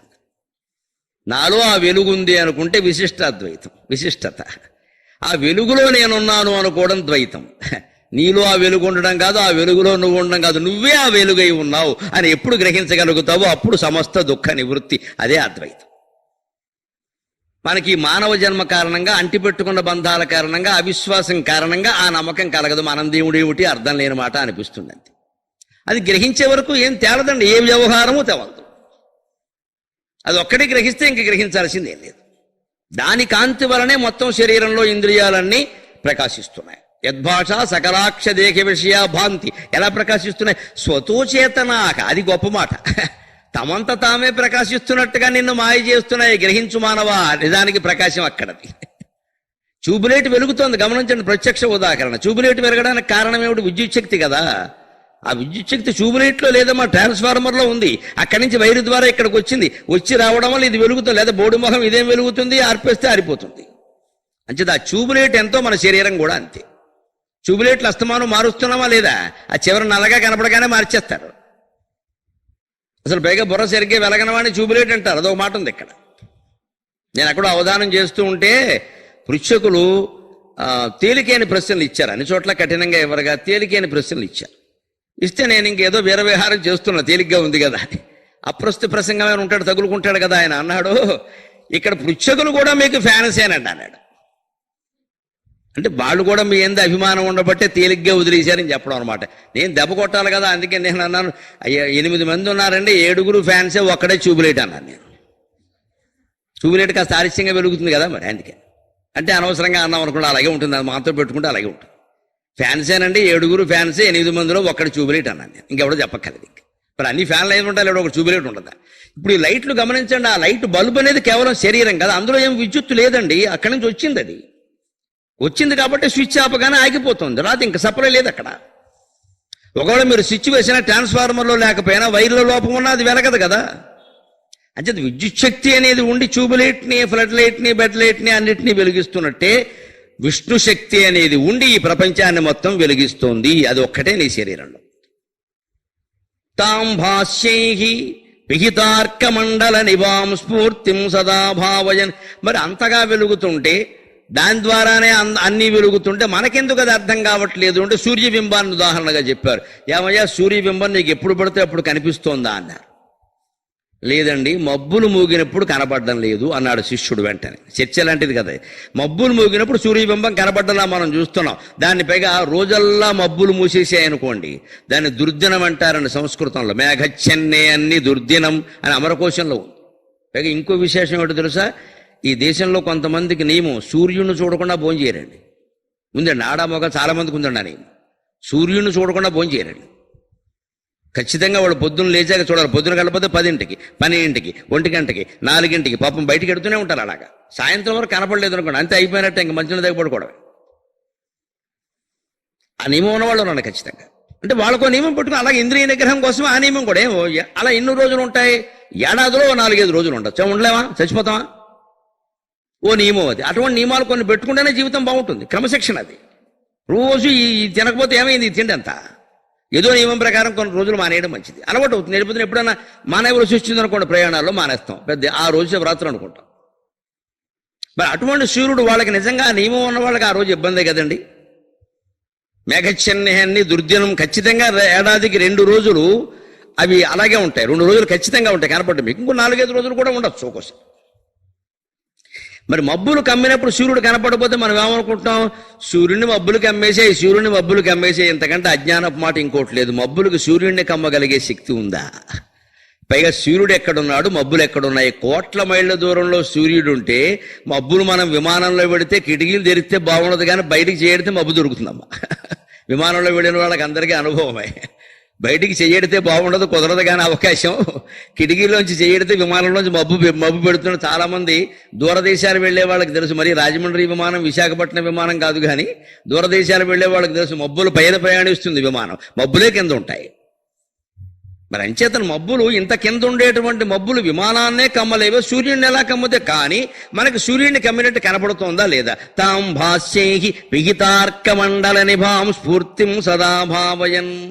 ఎలాగైతే మబ్బులు సూర్యుడిని కమ్మేస్తే సూర్యుడిని నువ్వు చూడలేకపోతున్నావో, నువ్వు జీవితంలో పెంచుకున్న ఆశలు, కాంక్షలు, దురాశలు, తాపత్రయాలు, బంధాలు, నీలో ఉండేటువంటి ఆత్మని కమ్మేసేనైనా వాటిని తొలగించుకుంటే ఆత్మ కనపడుతుందని చెప్తాం. అంటే ఇప్పుడైనా ఆలోచించాలి మనం, ఈ బంధాలు ఎలా తొలగించుకోవాలి. అంతేగాని భార్య దగ్గర భర్త దగ్గర కూర్చొని మిమ్మల్ని నేను తొలగించుకోవాలనుకుంటున్నాను, కొంపలు అంటుకుపోతాయి. మనకు వచ్చే పాకంగారులు మనకి రావు. అలాంటి మాట మాట్లాడకూడదు, కొంపలు అంటుకుపోతాయి. అది మనస్సులో ఉండాల్సిన విషయం తప్పితే బయటికి చెప్పాల్సిన విషయం కాదు. కానీ ఉండి తీరా ఉంటే సుఖంగా ఉంటాం, అంతే లెక్క. రేపొద్దున ఏ ఇబ్బందులు ఎవరికి వచ్చినా, ఎవరు ముందు వెళ్ళిపోయినా ఇంక దేవదాసు అయిపోవలసిన పనేం లేదు. అక్కడ అంత సీన్ ఏం లేదు జీవితానికి. ఎవరో ఒకరు వెళ్ళక తప్పదు, ఎంత ప్రేమ ఉన్నా తప్పదు. ఆయుర్దాయాలు వేరుగా ఉంటే తప్పదు. వియోగం ఎవరైనా భరించాలి. భరించాలంటే ఇప్పటి నుంచి ఆ వైరోగ్యం ఉండాలంటే పిహిత అర్కమండల నిభాం. అర్కమండలం సూర్యమండలాన్ని ఎలాగైతే మూసేస్తే, మబ్బులు మూసేస్తే ఆ వెలుగు కనబడడం లేదో, మనం కూడా సంసార తాపత్రయాలు, జీవిత తాపత్రయాలనే కోరికలతో, ఆశలతో, వాంఛలతో మూసేసాం దాన్ని కనబడకుండా. అంటే ఎప్పుడు వీటి గురించి ఆలోచిస్తున్నాం మనం. పొద్దున్న లేచింది మొదలు మా రెండో అబ్బాయి ఇప్పుడు ప్రవచనాలు చెబుతున్నాడే, వాడు చిన్నప్పుడు అనేవాడు, వాడు 10 ఏళ్ళు వచ్చిన తర్వాత వాడు ఎప్పుడూను, నాన్నగారు ఇవాళ నాకు 3 హ్యాపీస్ ఉన్నాయనేవాడు. వాడు లెక్కెట్టుకునేవాడు అనమాట. చిన్నతనం కదా, 3 హ్యాపీస్. ఏమిటో ఒక హ్యాపీ అంటే, మీరు సాయంత్రం హోటల్కి తీసుకెడతాన్నారు, అదొక హ్యాపీ. ఇవాళ క్రికెట్ మ్యాచ్ వస్తుంది, నాకు అదొక హ్యాపీ. ఇవాళ నేను కొత్త బట్టలు లేదు, నాకు ఇష్టమైన డ్రెస్ చేసుకుంటున్నా, అదొక హ్యాపీ అనేవాడు. ఆ మాట 10 ఏళ్ళప్పుడు వాడంటే తప్పు లేదు. కానీ 60 ఏళ్ళు వచ్చి నేనంటే ఇంతకంటే మూర్ఖత్వం ఇంకోట్లేదు. నా వయస్సులో నేను కూడా పొద్దున్న లేచి ఇవాళ నాకు హ్యాపీస్, ఎందుకంటే కృష్ణారావు గారి ఇంట్లో భోజనం పెడతారు, ప్రవచనానికి 100 మంది వస్తారు. ఇది ఏంది హ్యాపీ కాదు. ఇక్కడ అంటే ప్రవచనం లేకపోతే మనం ఎడుతూ కూర్చుంటాం అనమాట. అంతేగా, ఒకవేళ జనం తక్కువ వస్తే ఎడుతూ కూర్చుంటాం అనమాట. ఆ జ్ఞానం వాడికి 10 ఏళ్ళప్పుడు ఉంటే పర్వాలేదు, ఇప్పుడు వాడికి 25 ఏళ్ళు. ఇప్పుడు వాడు ఆ జ్ఞానంతో ఇప్పుడున్న కేకలేస్తాను, ఇంకా పనికిరాదు అబ్బాయి. చిన్నపిల్లలు అలాగే ఉంటారండి. వాళ్ళు లెక్క పెట్టుకుని దీపావళి పండుగ వస్తుండే నెల బట్టి హడావుడు చేస్తారు. ఇంక 70 ఏళ్ళు వచ్చిన దీపావళి ఇక్కడ బాంబులు బాంబులు ఏమి ఎత్తావు, ఇక్కడ వేసావు కూర్చో. 70 ఏళ్ళు వేసావు ఇప్పటికే. ఇంక వదిలేయాలని ఇంకా చిన్నపిల్లలు ఆడుకుంటారంతే. ఇవి తగ్గించుకుని ఏం చేయాలి? అసలు ఈ పండగలు ఏమిటి, అంతరార్థాలు ఏమిటి, పరమార్థాలు, దీని ద్వారా మొత్తం ఏం గ్రహించాలి? ఈ దీపం ఎక్కడ పెట్టాలి? ఎంతసేపు అరుగు మీద పెట్టమేనా, గుండెల్లో ఎప్పటికీ పెట్టమా? ఈ ఆలోచన రావాలి. అప్పుడు విగితార్క మండల నిభావం స్ఫూర్తిం సదాభావయ్యన్. ఈ సూర్యుడిని మబ్బులు కమ్మేసి ఆ మబ్బులు తీసేసినట్టుగా మన ఆత్మని కమ్మేసిన ఆలోచనలు కనుక తొలగించినట్టయితే జ్ఞాన సూర్యుడు వెలుగుతాడు ఖచ్చితంగా. అప్పుడు యోగి నిర్వృత మానసోకి గురు రిత్యేష మనీషా మమ.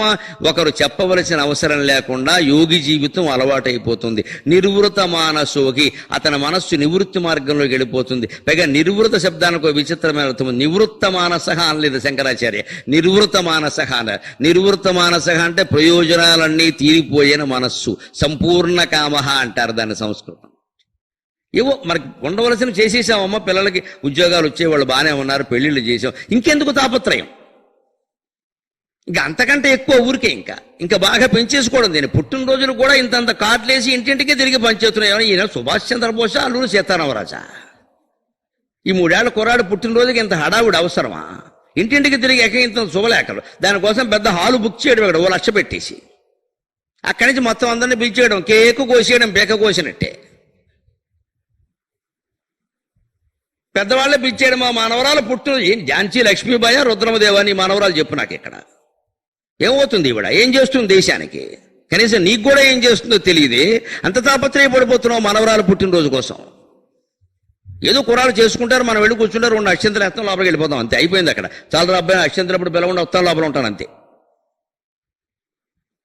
ఇంకా మనం అందరికంటే ముందు కూర్చుని ఇక్కడ మనమే పెద్ద అన్నట్టుగా ఉండక్కర్లేదు. ఇంక అయితే 70 ఏళ్ళు వచ్చిన అజ్ఞానం వదల, ఇదే లెక్క. యోగి నిర్వృత మానసుకి, పర్పస్ ఈజ్ సెర్వ్డ్. నిర్వృత అనే శబ్దానికి ఖచ్చితంగా చెప్పాలంటే ఇంగ్లీషులో పర్పస్ ఈజ్ సెర్వ్డ్, మన ప్రయోజనం నెరవేరింది, అయిపోయింది, షష్టి పూర్తి, రిటైర్మెంట్. ఇక ఎంతవరకు ఉండాలో అంతవరకే ఉండంతే, అప్పుడు ఖచ్చితంగా జయిస్తావు. ఇది 4వ శ్లోకం అంతరార్థం. ఇంకొక శ్లోకం అంతిమంగా ఉండేది ఒక పతాక స్థాయిలో ఉంటుంది, అది చెప్పుకుని మనం ప్రశ్నోత్తర రత్నమాలికలోకి ప్రవేశించి వీలైనంత ప్రయత్నం చేద్దాం.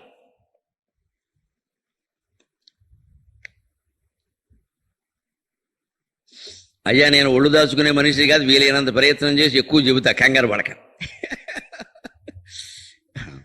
అంశానికి అన్యాయం చేయను నేను. 5వ శ్లోకంలో ఈ వరుసగా చెప్పుకుంటూ వచ్చిన పరిణామ క్రమంలో 5వ శ్లోకంలో ఆనందం పొందినవాడు ఎలా ఉంటాడో చెబుతున్నాడు. మొదటి శ్లోకంలో సర్వే సర్వత్రా వ్యాపించిన ఆత్మ గురించి చెప్పాడు. 2వ శ్లోకంలో ఆ ఆత్మ నేనే అని గ్రహిస్తుందని చెప్పాడు. 3వ శ్లోకంలో ఈ విచారణ నిరంతరం చేయడం ద్వారా కర్మబంధాలు తొలగించుకోమని చెప్పాడు. 4వ శ్లోకంలో దేని మీద దృష్టి పెట్టి ధ్యానం చేయాలో చెప్పాడు. ఇప్పుడు 5వ శ్లోకంలో అలా చేస్తే ఫలితం ఏమిటో చెబుతున్నాడు. యత్సౌఖ్యాంబుధిలేశలేశతయిమే శక్రాదయో నిర్వృతాః, యత్సౌఖ్యాంబుధిలేశలేశతయిమే శక్రాదయో నిర్వృతాః, యచ్చిత్తే నితరాం ప్రశాంతి కలనే లబ్ధ్వా మునిర్నిర్వృతః, యస్మిన్ నిత్యసుఖాంబుధౌ గళితధీః బ్రహ్మైవ న బ్రహ్మవితు తస్మై యస్మిన్ నిత్యసుఖాంబుధౌ గళితధీర్బ్రహ్మైవ న బ్రహ్మవితు యః కశ్చిత్ ససురేంద్రవందిత పదో నూనం మనీషా మమ అని స్తోత్రాన్ని ముగిస్తున్నారు. ఆ బ్రహ్మజ్ఞానం పొందినటువంటి యోగి ఎలా ఉంటాడు, అతన్ని మనం ఎలా చూడాలి అంటే, అతను ఎలాంటి వాడు అంటే, అతని ఆనందం ఎంతదో చెబుతున్నాడు ఇక్కడ. యత్ సౌఖ్యాంబుధిలేశలేశతయిమే శక్రాదయో నిర్వృతాః. ఆయన పొందుతున్నటువంటి సౌఖ్యం ఒక సాగరం లాంటిది, సౌఖ్యాంబుధి. దాంట్లో ఇంద్రాది దేవతల ఆనందం అంతా కేవలం కెరటాలు లాంటిది అన్నాడు ఆయన. ఇంద్రానందం, వేదుశతానందం, బ్రహ్మానందం, దేవతలన్నీ ఆనందం, గంధర్వానందం, మనుష్య గంధర్వానందం, దేవగంధర్వానందం, దేవానందం, ఇంద్రానందం, బృహస్పతి ఆనందం, ప్రజాపతి ఆనందం అని మొత్తం 11 రకాల ఆనందాలు చెబుతారు ఆనందవల్లి అనేటువంటి ఉపనిషత్తులు. ఈ ఆనందాలన్నీ కూడా బ్రహ్మానందంలో ఎలా ఉంటాయి అంటే లేశ లేశత ఇమే, 1000వ వంతు కాదు 1,00,000వ వంతు అన్నా కుదరదన్న. దాన్నే లలితా సహస్రంలో స్వాత్మానంద లవీభూత బ్రహ్మాద్యానంద సంతతి, అక్కడ లవీభూత అని వాడారు, ఇక్కడ మనీషా పంచకంలో లేశం అని వాడారు. వెరసి తెలుగులో లవలేశం అంటారు, మీరు గమనించారు. ఇది లవలేశం కూడా నాకు తెలియదు, వాడు లవలేశం కూడా ఇవ్వలేదు, ఇందులో లవలేశం కూడా ఒప్పుకోలేదు. ఆ లవలేశం అంటే లవము అన్నా కొంచెమే, లేశము అన్నా కొంచెమే. లవలేశం అంటే బాగా కొంచెం. పైగా ఎప్పుడు లవం అనేది తక్కువ ఉండాలి, అంకే హారం అనేది ఎక్కువ ఉండాలి. లవం తక్కువ ఉండి హారం ఎక్కువ ఉంటే క్రమభిన్నం, 1/4 క్రమభిన్నం. లవం తక్కువ, లవం అంటే పైది, హారం అంటే కిందిది. లవం తక్కువ హారం ఎక్కువ అంటే క్రమభిన్నం. అదే లవం ఎక్కువ ఉండి హారం తక్కువ ఉంటే 3/2 ఉందనుకోండి, అది అపక్రమ భిన్నం. 3/2/4 ఏదో 2/3/4 ఉందనుకోండి, అది మిశ్రమ భిన్నం. అమ్మయ్య, 10వ తరగతిలో నేర్చుకున్న లెక్కలు ఎప్పటికి గుర్తున్నాయి, పర్వాలేదు. అప్పుడు చెప్పిన మాట మాకు లెక్కల మాస్టర్ నారాయణరాజు గారు ఉండేవారు కాశీపాడులో. ఆయన మొత్తం ఒరే పంతులు లేవరా, పంతులు అనేవాడు ఆయన. క్రమభిన్నం ఏంటో చెప్పరా, మిశ్రమ భిన్నం చెప్పరా ఒకడు కొట్టేవాడు. మహానుభావుడు ఆయన చెప్పింది ఇప్పుడు గుర్తుంది. అలాగే లవం తక్కువ హారం ఎక్కువ. ఎందుకని 1/4 భిన్నం అండి, క్రమ భిన్నం అని ఎందుకన్నారు ఆలోచించండి. ఇంక రెండో దాన్ని 4/2 అపక్రమ భిన్నం. ఎందుకు అసలు భిన్నం అంటే అర్థం ఏంటి? ఒక వస్తువును 2గా చేయడం. అంటే 1/4 సరైన భిన్నం, అది ఒక వస్తువు, దాన్ని 4 భాగాలు చేశారు కాబట్టి అది సరైన భిన్నం. భిన్నం అంటే భాగాలు చేయడం కదా. 4/1 భాగాలు చేసింది అక్కడ, మిగిలిన 3 భాగాలు ఏవి?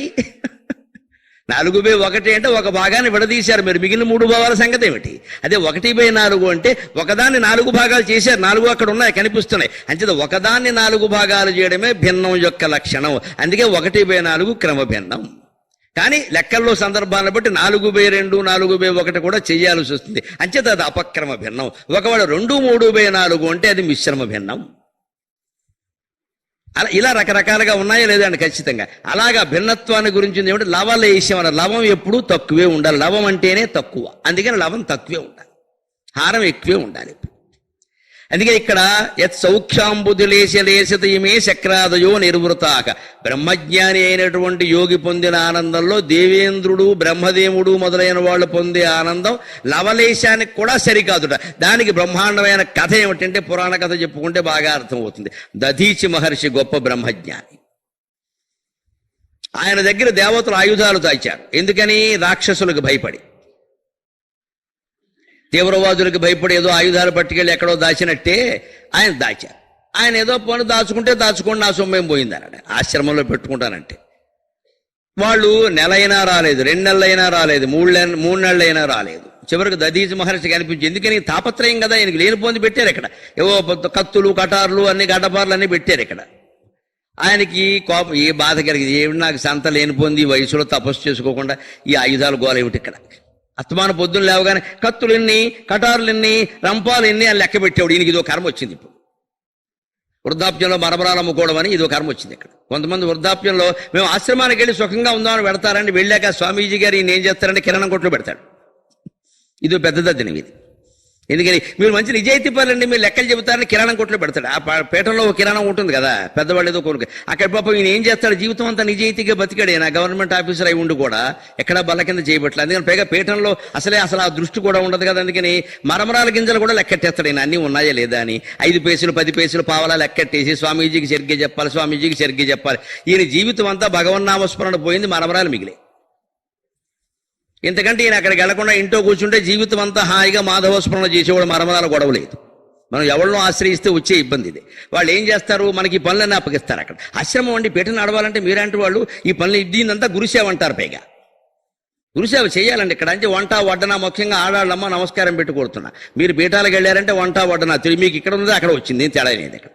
ఇంకా కనీసం ఇక్కడ మొగుడు పిల్లలు 2 ముగ్గురు, అక్కడ 30 మంది చచ్చినట్టు ఇక్కడ అయిపోయింది ఇక్కడ. పైగా సమయానికి వెళ్ళాలి, వాళ్ళందరికీ పెట్టాలి. ఈవేళ కొంచెం ఆశ్రమానికి ప్రత్యేక అతిథులు వస్తున్నారమ్మా, గారెలు బాగా మెత్తగా ఉండాలి. గారెలు బాగా మెత్తగా ఉండాలనే కూడా సన్యాసి ఎలా అవుతాడో నాకు అర్థం కాదు. ఇవన్నీ ఇన్స్ట్రక్షన్స్ అండ్ సూచనలు అండి, మొహమాటం లేకుండా. అందుకే గురువుల పేర్లు నేను చెప్పను. అసలు ఆశ్రయించడం తప్పదు, అనవసరం. ఆధ్యాత్మ జ్ఞానం పొందడానికి గురువుల అవసరం ఏమీ లేదు. ఎవరికి వారు పుస్తకాలు చదివి పొందొచ్చు, ప్రమాదం ఏం లేదు. మనకి బద్ధకమే ఆశ్రయిస్తున్నాం అంతే. అందులో ఈ కాలంలో గురువులు ఎవరని చెప్పండి, ఈ పెద్ద మనిషి లాంటి గురువులను చూపించండి, ఆశ్రయిద్దాం, అభ్యంతరం వెళ్ళా. మనకి చెప్పేవన్నీ మరమరాల పనులే. అక్కడేవో రకరకాల అన్ని కట్టేసేసి అక్కడ ఆవు పాలు పిండు అక్కడికి వెళ్ళి పాలు కేంద్రంలో పోయి ప్యాకెట్లు అమ్మి ఆ లెక్కలు చూడమని, ఈ డొనేషన్లు నేను వసూలు చేయి, ఈ లెక్కలు అయిపోయింది, నేను బతికేమైంది, ఇంటి దగ్గర కూర్చోవడం మనసి ఈ లెక్కలు పడ్డాడు. పైగా ఈయన పరమనిజయితీ పరుడు, శుభ్రంగా చేస్తాడు, మొత్తం జీవితం ఒకటి ధారపోసాడు. ఎక్కడ ధ్యానం చేసుకుందుకు అవకాశం లేదు, లెక్కలు సరిపోయాయి. సరిగ్గా దేవేంద్రుడు అంతే, దేవతలకు రాజయ్య ఉండి కూడా కామరూపం కామగమనం కలిగి ఉండి కూడా ఆయన లేపుడు. ఇప్పుడు దధీచి మహర్షికి ఏం పట్టింది? ఈ ఆయుధాలు ఒప్పుకున్న కారణంగా మరమరాల లెక్కలు వచ్చాయి. అందుకని ఆయన కత్తులున్ని, కటారులున్ని, తుపాకులున్ని అని లెక్క పెడితే వాళ్ళు ఆవిడ చూసి మా బాగా అయింది సుఖంగా తపస్సు చేసుకోకుండా దేవతలు తెచ్చిపెట్టారు, దద్దరుని ఊరుకోవే గొడవారాడు ఆయన. ఒక్కరోజు ఆయన ఆలోచించాడండి, యోగి ఒళ్ళు మడిపోయింది ఆయనకి. నాకు సంత ఇదేమిటి అని తన మహాతపశక్తిని ఉపయోగించి ఆ ఆయుధాలు మొత్తాన్ని ఆహరించి సూక్ష్మ రూపాల్లోకి మార్చి మింగేశాడు. అది దధీచి మహర్షి, మహానుభావుడు. నిజంగా అంత తపశ్శక్తి కలిగిన మొత్తం మింగేశాడు, వాయు రూపంలోకి మార్చాడు. ఇప్పుడు పదార్థానికి 3 స్థితులు ఉంటాయి, ఘన, ద్రవ, వాయు. ఈ ఘన రూపంలో ఉన్న ఆయుధాన్ని ద్రవ రూపంలోకి మార్చాడు, ద్రవాన్ని ఆవిరి చేసి వాయు రూపంలోకి మార్చాడు, సూక్ష్మ రూపంలో మింగేశాడు. ఒక్క ఉచ్ఛ్వాసతో మొత్తం ఆయుధాలు వెళ్ళిపోయినాయి. అంతటి శక్తి కలిగిన వాడు దధీచి. సరిగ్గా ఈయన కర్మ కొద్దీ ఏమైంది, ఈయన మింగేశాక వాళ్ళు వచ్చేసారు 15 రోజులకి, మా ఆయుధాలేమని. ఇదే కర్మ అంటే. సరే ఒప్పుకునేటప్పుడే నాకు ఎందుకు వచ్చింది ఈ దద్దినం పట్టుకుపోమంటే గొడవలు అయిపోయి, ఈయన ఒప్పుకున్న పాపాన్ని 15 రోజులకు వచ్చాడు. మా ఆయుధాలు మాకేమండి అన్నారు. మీ ఆయుధాలు బంగారం కానీ మింగేశాను రా అన్నారు. అదేమిటండి ఆయుధాలు మింగేమిటండి, అప్పడాలా అన్నారు. నా దృష్టిలో అప్పడాలేనయ్యా, నాకేం ఉపయోగం లేదు, రోజు లెక్కెట్టుకోలేక చస్తున్నాను నేను ఇక్కడ, నాకు ఎందుకు వచ్చిందని మింగేశాను. అదేమిటి మహర్షి, చాలా రాక్షసులు దాడి చేస్తున్నారు, మాకు చాలా విలువైన ఆయుధాలు, ఎలాగైనా మీరు వాటిని ఇవ్వాలంటే ఆ మహర్షి అండి, అవన్నీ నాలో జీర్ణమైపోయి ఎముకలుగా మారేయ్యా, ఇప్పుడు నా ఎముకలు మీకు దానం చేయడం ఒకటే నేను చేయవలసింది. అందుకని నేను ప్రాణత్యాగానికి నిర్ణయించుకున్నా. నేను ప్రాణత్యాగం చేసిన వెంటనే నా ఎముకలతో మీరు ఆయుధాలు తయారు చేసుకుని రాక్షసుని జయించడని ఆడిన మాట కోసం ప్రాణత్యాగానికి సిద్ధపడ్డ మహర్షి అమ్మ దధీచి మహర్షి, ఈ దేశంలో పుట్టిన మహర్షి.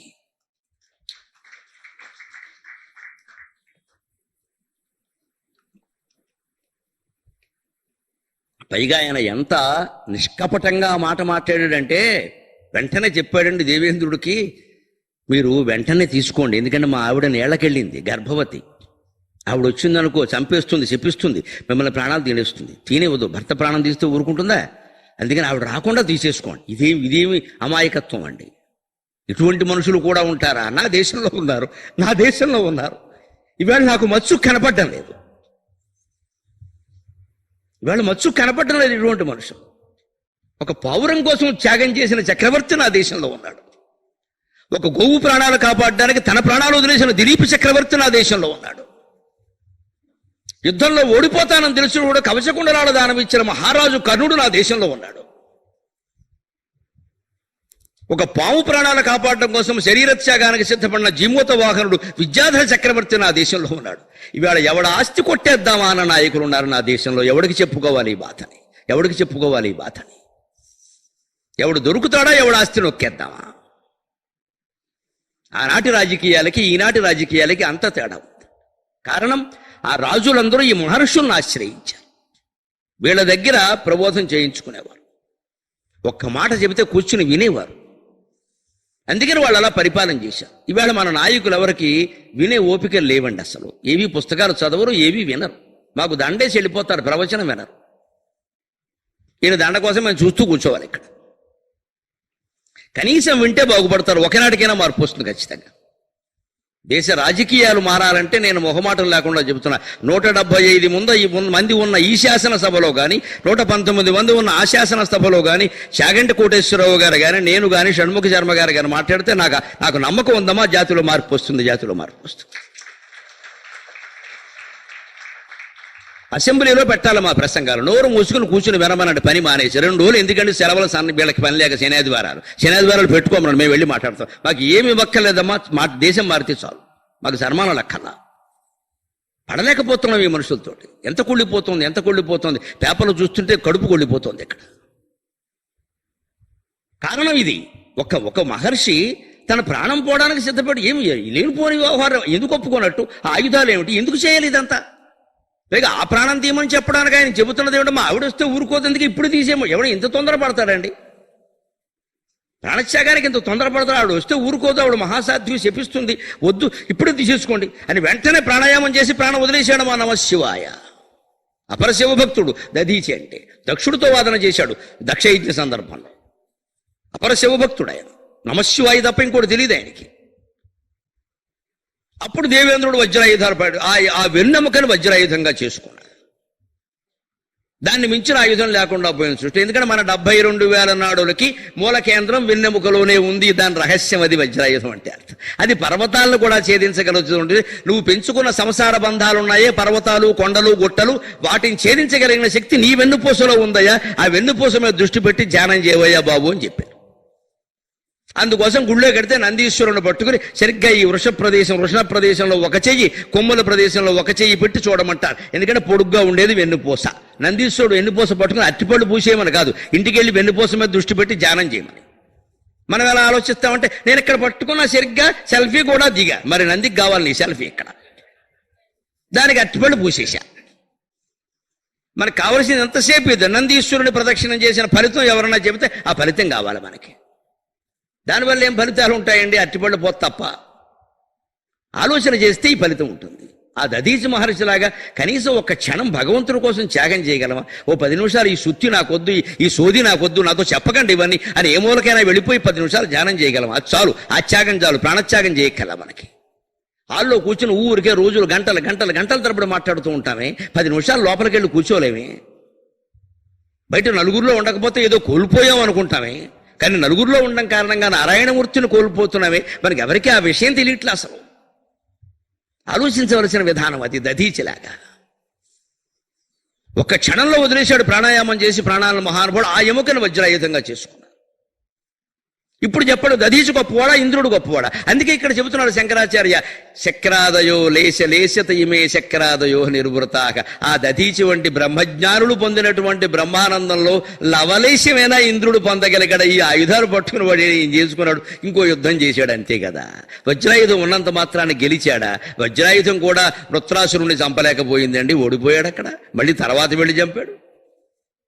ఆయుధాలు ఉన్నా కూడా వజ్రాయుధం దెబ్బకు కూడా లొంగన వాళ్ళు చాలా మంది ఉన్నారు. అంచేది ఇంద్రానందం, ఇంకేదో దేవతల ఆనందం, బృహస్పతి ఆనందం, ఇవేవి కూడా ఆత్మానందం ముందు సరిపోవు. చిత్తే నితరాం ప్రశాంతి కలనే లబ్ధ్వాము నిర్వృతక.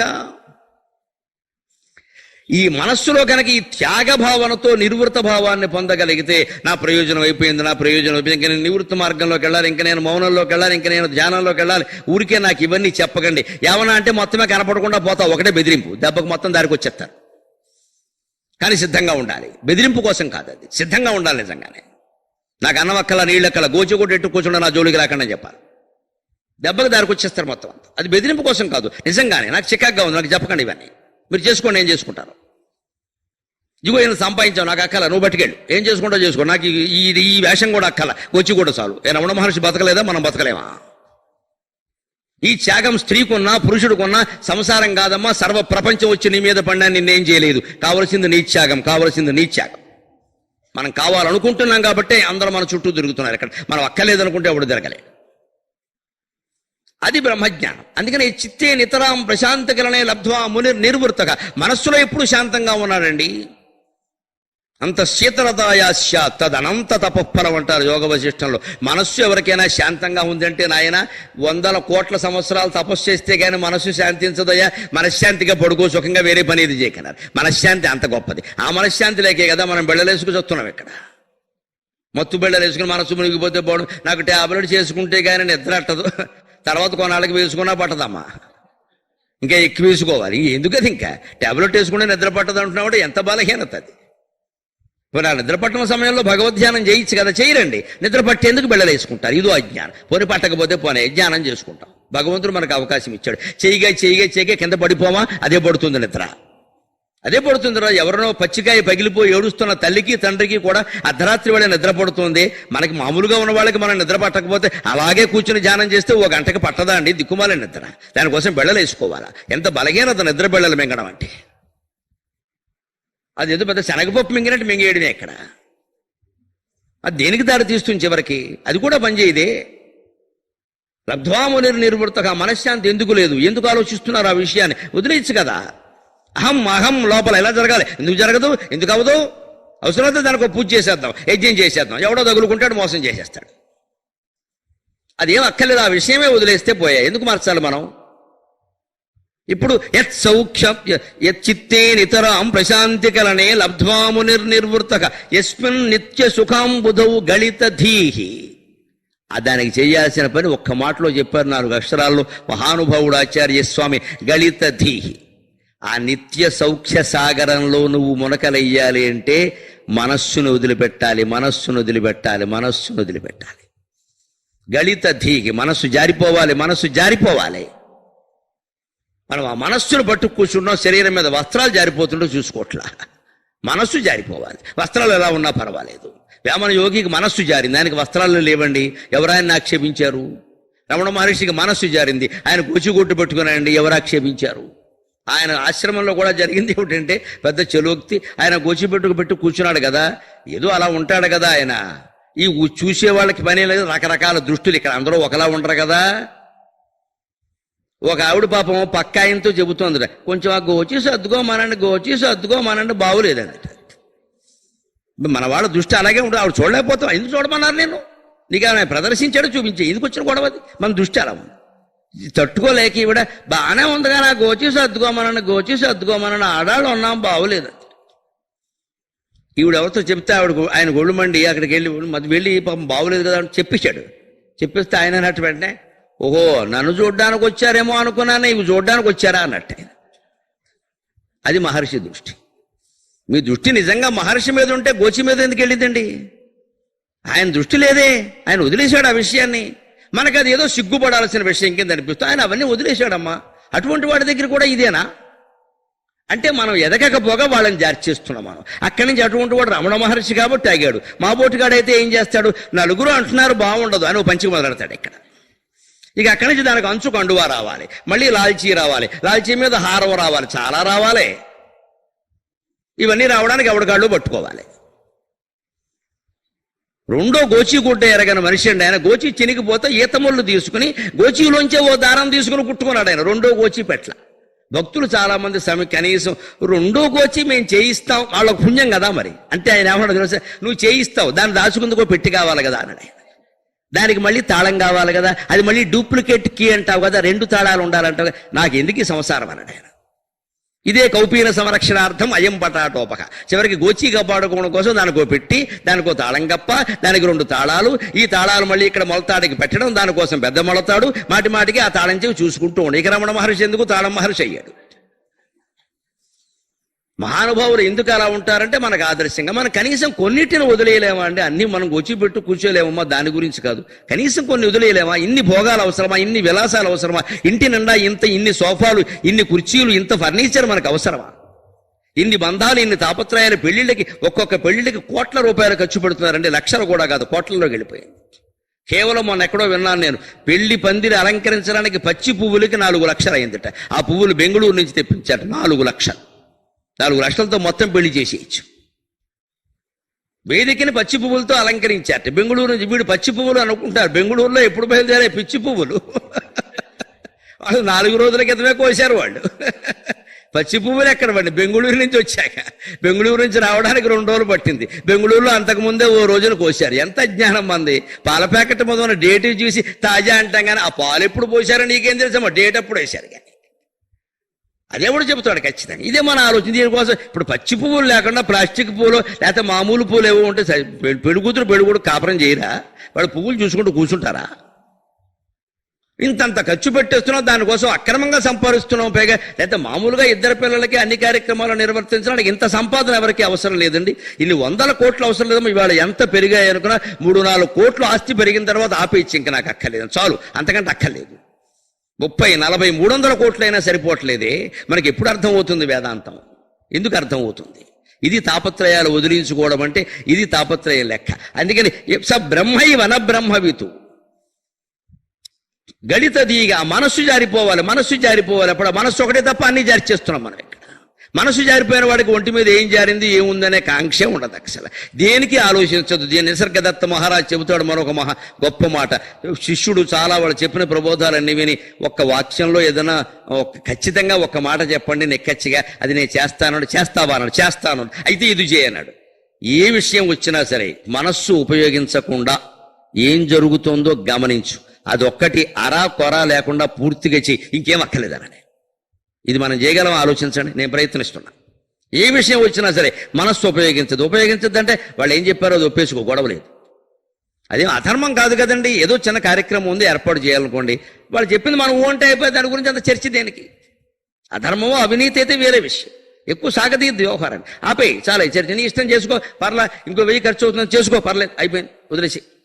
దాని గురించి పీకానం లాగానం పెట్టద్దు. ఇంకా నెట్లోకి వెళ్ళడం, గూగుల్ ఎర్త్లోకి వెళ్ళడం, పువ్వులు ఎక్కడ బాగా దొరుకుతాయి, బెంగళూరులో చౌకగా ఉన్నాయా, హైదరాబాద్లో పువ్వులు తేవడానికి ఇంత అవసరమా? ఇంత ఎర్త్ అంతా వెతకాలా?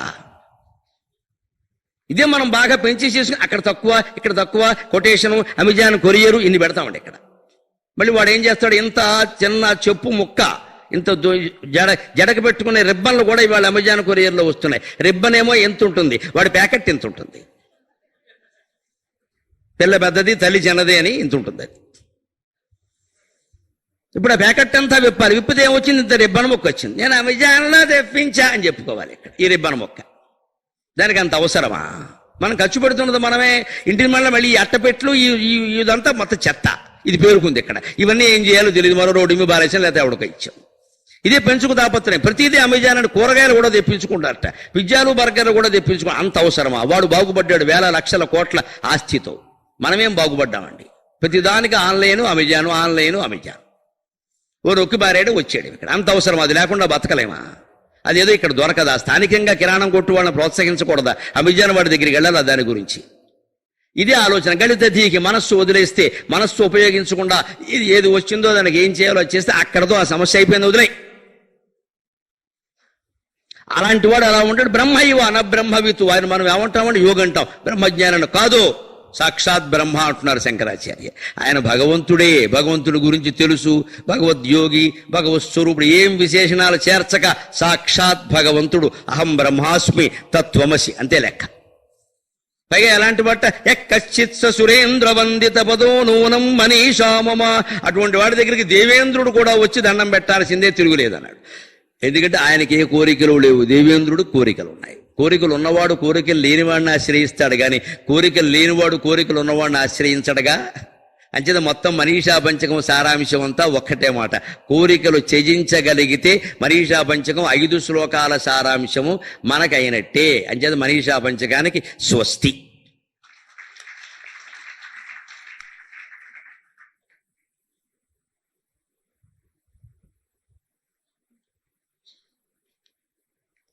ఇప్పుడు మాట ప్రకారం ప్రశ్నోత్తర రత్నమాలిక మొదలు పెట్టేద్దాం. శ్రమైనా సరే కనీసం అరగంట సేపు చెబుతాను, లేకపోతే రేపటి ప్రణాళిక తమలదు. ప్రశ్నోత్తర రత్నమాలిక అని పేరు పెట్టారు శంకరాచార్య.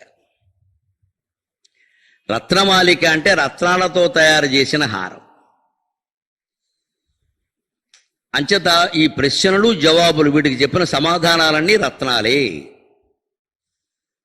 కాకపోతే రత్నాన్ని వెతుక్కుంటూ జనం వెళ్ళాలి, కానీ జనాన్ని వెతుక్కుంటూ ఎప్పుడూ రత్నం రాదు. కాళిదాసు చెబుతాడు కుమార సంభవంలో, నా రత్నం అన్విష్యతి మృగ్యతేహి తత్ అంటే. రత్నాన్ని వెతుక్కుంటూ మనం వెళ్ళాలి, కానీ మనం వెతుక్కుంటూ రత్నం కాదు కదా. కానీ మీరెంత అదృష్టవంతులు, నేనెంత అదృష్టవంతుడు అంటే, మనల్ని వెతుక్కుంటూ శంకరాచార్య రత్నమాలిక మన దగ్గరికి వచ్చింది. ప్రశ్నోత్తర రత్నమాలిక అంటే మనం దాని దగ్గరికి వెళ్ళక్కల, మన దగ్గరికే అది వచ్చింది. అందుకని దాని మహిమ ఏమిటో, దాని పట్ల ఆసక్తి కలగడం కోసం దాని గొప్పతనం ఏమిటో మొదటి శ్లోకంలోనే చెబుతున్నారు. కక్కలునాలంక్రియతే దృష్టాదృష్టార్థ సాధన పటీయాన్, కక్కలునాలంక్రియతే దృష్టాదృష్టార్థ సాధన పటీయాన్, అనయా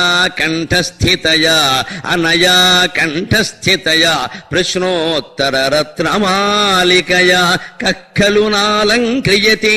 ఇది నచ్చని వాళ్ళు ఈ సృష్టిలో ఉంటారని నేను అనుకోను అంటున్నాడు ఆయన. అంత ఆత్మవిశ్వాసం ఉంది ఆ మహానుభావుడికి ఆయన కవిత్వం మీద. ఇంకోటి సర్టిఫికెట్ ఆయన ఆశించలేదు. నా కవిత్వం బాగుంది అనుకున్నవాడు ఎవరినో పీటికి రాయమని అడగడు. వాడి కవిత్వం జనాల్లోకి నేరుగా పంపిస్తాడు. బాగుంటే బాగుంటుంది, లేకపోతే లేదు. కొంతమంది పుస్తకాలు వేస్తే మాత్రం అసలు పద్యాలు తక్కువ అని పీటికలు ఎక్కువ. ఓ 30 పేజీలు పీటికలే ఉంటాయి, చివరి పద్యాలేమో 10 పేజీలు ఉంటాయి. ఎందుకంటే పుస్తకం లావుగా ఉండే, ఏమిటి లావుగా ఉండాలి, మనిషి లావుగా ఉన్నా పుస్తకం లావుగా ఉన్నా నష్టమే, ఉండక్కల. పోనీ ఎవరో గురువుల్లో పెద్దవాళ్ళలో ఒకళ్ళు అడిగామంటే అది వేరే విషయం. ఊరికే ఓ 25 పీఠికలు ఉంటాయండి పుస్తకంలో, చాలా చికాగ్గా ఉంటుంది చూస్తే. నాకు అసలు పుస్తకం మొదలవదు. ఆత్మవిశ్వాసం ఉన్న కవికి తన కవిత్వాన్ని గురించి వేరే వారి అభిప్రాయం అడగాల్సిన అవసరం ఏముండదు అక్కడ. దాన్ని నేరుగా అచ్చు వేస్తాడు, పంపిస్తాడు. జనం చదువుతారు, లేకపోతే ఒకళ్ళు చదవలేదు అన్న విషయం ఇంకా మానేస్తే అయిపోయాయి. ఇంకా అచ్చు వేయడం మానాయి, లేదా రాయడమే మానాయి. ఏమైంది? నువ్వు ఎన్ని పుస్తకాలు పంపించినా, ఎన్ని పుస్తకాలు మనం రాసినా అంతిమంగా పొందవలసింది బ్రహ్మజ్ఞానం కదా. అది పొందనప్పుడు ఈ కావ్యాలనే దండగా ఇవరికి ముద్రణ కాలుష్యం దేనికి ఇవన్నీ.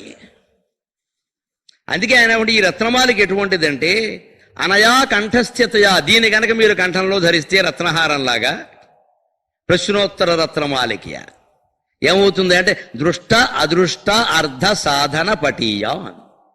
కనిపించేటువంటి ఈ లోకంలో ఉండేటువంటి సమస్యలకి సంబంధించిన పరిష్కారాలు, అలాగే అదృష్ట ఆముష్మికం పరలోకానికి సంబంధించిన గతులు, అక్కడ మనం వెళ్ళాక ఏం జరుగుతుంది, ఎలా ఉంటాం, వాటిని ఎలా ఆ మార్గాన్ని కూడా ముందే నిర్మాణం చేసుకోవడం ఎలాగా అనే విషయాలు. దృష్ట అదృష్ట. దృష్ట అంటే మనకు కనిపిస్తున్న ఈ లోకం, అదృష్ట అంటే పరలోకం. ఈ రెండిటికి ఐహిక ఆముష్మిక సాధనలు రెండు ఎలా చెయ్యాలనే విషయం ఈ రత్నమాలికని కంఠంలో ధరించిన వాళ్ళకి తెలుస్తుంది అన్నాడు. అందుకే దానికి అన్నిటికీ మూలమైనటువంటి విషయాన్నే తర్వాతి శ్లోకంలో చెబుతున్నారు. కప్పత్యతరో ధర్మక కశుచిరిక యస్య మానసం శుద్ధం కప్పండితో వివేకీ కప్పండితో వివేకీ కిం విషం అవధీరణా గురుషో. ఇవన్నీ ధర్మరాజు భారతంలో అరణ్య పర్వంలో యక్ష ప్రశ్నల్లా ఉంటాయి ఈ శ్లోకాలు. ముందు ప్రశ్న ఉంటుంది, తర్వాత సమాధానం. ప్రశ్న సమాధానం రెండూ కలిపి ఒకే శ్లోకంలో ఇమిడించారని. అందుకే ప్రశ్న ఉత్తర రత్నమాలిక అన్నారు. ప్రశ్నకి ప్రశ్న, ఉత్తరం అంటే జవాబు. ప్రశ్నలు ఉత్తరాలు రెండూ కలిపి తయారు చేసినటువంటి అందమైన రత్నమాలయ్య. దీన్ని ధరించావంటే నీకు అన్ని విషయాలు తెలుస్తాయి. అందులో మొదటగా ఏం చెబుతున్నారండి? కప్పక్షతరక, మనిషికి జీవితం అంతా మేలు చేసేది ఏది? ధర్మక. ధర్మం మాత్రమే మనిషికి మేలు చేస్తుంది జీవితం అంతా. మనం ఏదో బిడ్డలుంటే మేలు, సంపదలుంటే మేలు, బంధువర్గం ఉంటే మేలు, బలగం ఉండాలి దేనికైనా సరే. ఏమిటి బలగం ఏం చేస్తారమ్మా వచ్చి ఇక్కడ? ఎవడు రాడు, ఆపద వస్తే రావడానికి ఎవడు ఉండడు అక్కడ. నీ ధర్మమే నిన్ను కాపాడుతుంది, అనుమానం ఏం లే. దాన్ని యక్ష ప్రశ్నలో ధర్మరాజు కూడా చెబుతాడు. ధర్మో రక్షతి రక్షిత ధర్మేణైవ హతాహంతి ధర్మో రక్షతి రక్షిత తస్మాత్ ధర్మం ధరిష్యామి మానో ధర్మో హతో అవధీత్ అంటాడు. సరిగ్గా ధర్మరాజును యక్ష ప్రశ్నలు రక్షించింది ఆ ధర్మమేగా. ఆయన పరిజ్ఞానం రక్షించలేదండి. 123 ప్రశ్నలకి జవాబులు చెప్పగానే సంతోషించాడు యక్షుడు. కొంగ రూపంలో ఉన్న యక్షుడు సంతోషించాడు. కానీ బాగా ఆనందం పొందింది ఎక్కడ అంటే 123 ప్రశ్నలకి చెప్పిన ఆయన ఏమన్నాడు అంటే, ఇన్ని ప్రశ్నలకి చెప్పినా నీ తమ్ముళ్ళలో ఒక్కడినైనా బతికిస్తానని నేను అనలేదు, ఆయన అనలేదు. కానీ ఇప్పుడు ఒక ప్రశ్న అడుగుతున్నానయ్యా, దానికి నువ్వు సరైన నిర్ణయం చెప్పగలిగితే అప్పుడు నేను ఆలోచిస్తాను. ఈ మొత్తం ప్రశ్నలన్నిటికీ జవాబుగా ఆయన ఏమన్నాడు అంటే, ఎవడో ఒక్కడిని బతికిస్తాను, ఎవడు కావాలో కోరుకోమన్నాడు. ఇంతవరకు సమాచారానికి పరీక్ష, ఇప్పుడు సంస్కారానికి పరీక్ష. ధర్మరాజు ఒక్క క్షణం ఆలోచించకుండా నకులస్సతు జీవతు అన్నాడు. నకులుని బతికించండి. ఆశ్చర్యపోవడం యక్షుడు అంతయింది. 10,000 ఏనుగుల బలం కలిగిన భీముణ్ణి కోరుకోకుండా, యుద్ధం ముందు పెట్టుకుని పశుపతాస్త్రం కలిగినటువంటి అర్జునుడిని కోరుకోకుండా, సవతి తల్లి కొడుకైనటువంటి నకులుని కోరుకుంటున్నావేమిటయ్యా? నకులుడు చంపగలిగిన ప్రధాన వీరుడు ఎవరైనా కౌరవుల్లో ఉంటారా? ఎందుకు కోరుకుంటున్నావు? నకులుడు కేవలం అందానికి ప్రసిద్ధి. పాండవులు 5గురిలోకి బాగా అందమైన వాడు ఎవరు అంటే నకులుడు. ఆ మాట ద్రౌపదీదేవి చెప్పింది కాబట్టి మనం ఇంకేం పరీక్షలు చేయక్కర్లేదు. ఆవిడే స్వయంగా చెప్పింది. అందరిలోకి అందమైన వాడు నో డౌట్ నకులుడు అని చెప్పింది ఆవిడ. అంచేత నకులుడు కొన్నది కేవలం సౌందర్యమే. అటువంటి నకులుని ఎందుకు కోరుకున్నామంటే ధర్మరాజు వెంటనే అన్నాడు, నాకు ఈ 10,000 ఏనుగులు ఏమిటో, పాశుపతాస్త్రం ఏమిటో, గెలవడం ఏమిటో, ఓడిపోవడం ఏమిటో అవన్నీ నాకు తెలియదండి.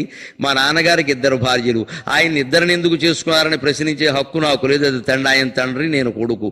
కుంతి, మాద్రి. కుంతి సంతానం 3 మేము ఉన్నాం, మాద్రి సంతానం 2 ఉన్నారు. మీరు అందరినీ బతికిస్తే మంచిదే, అంతకంటే కావలసిందే ఉంది. కానీ ఏమన్నారు మీరు? ఒక్కడనే బతికిస్తానన్నారు. మిగిలిన 4 నేను ఒక్కడిని కోరుకోవాలంటే నకులున్నే కోరుకోవాలి. ఎందుకంటే కుంతి సంతానంలో నేను ఒక్కడిని బతుకున్నానుగా, అందుకని మాద్రి సంతానంలో ఒక్కడిని బతికించండి, మా సవతి తల్లికి న్యాయం జరుగుతుంది అన్నాడు ఆయన. ఇది ధర్మం.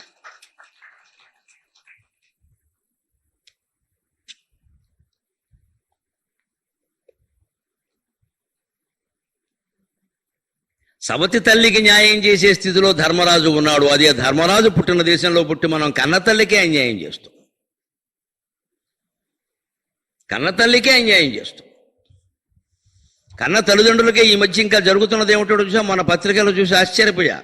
వృద్ధులకి వివాహాలు చేస్తున్నారమ్మా, విచిత్రమైన సంప్రదాయం వస్తుంది. ఏమైపోతుందో తెలియదు సమాజం.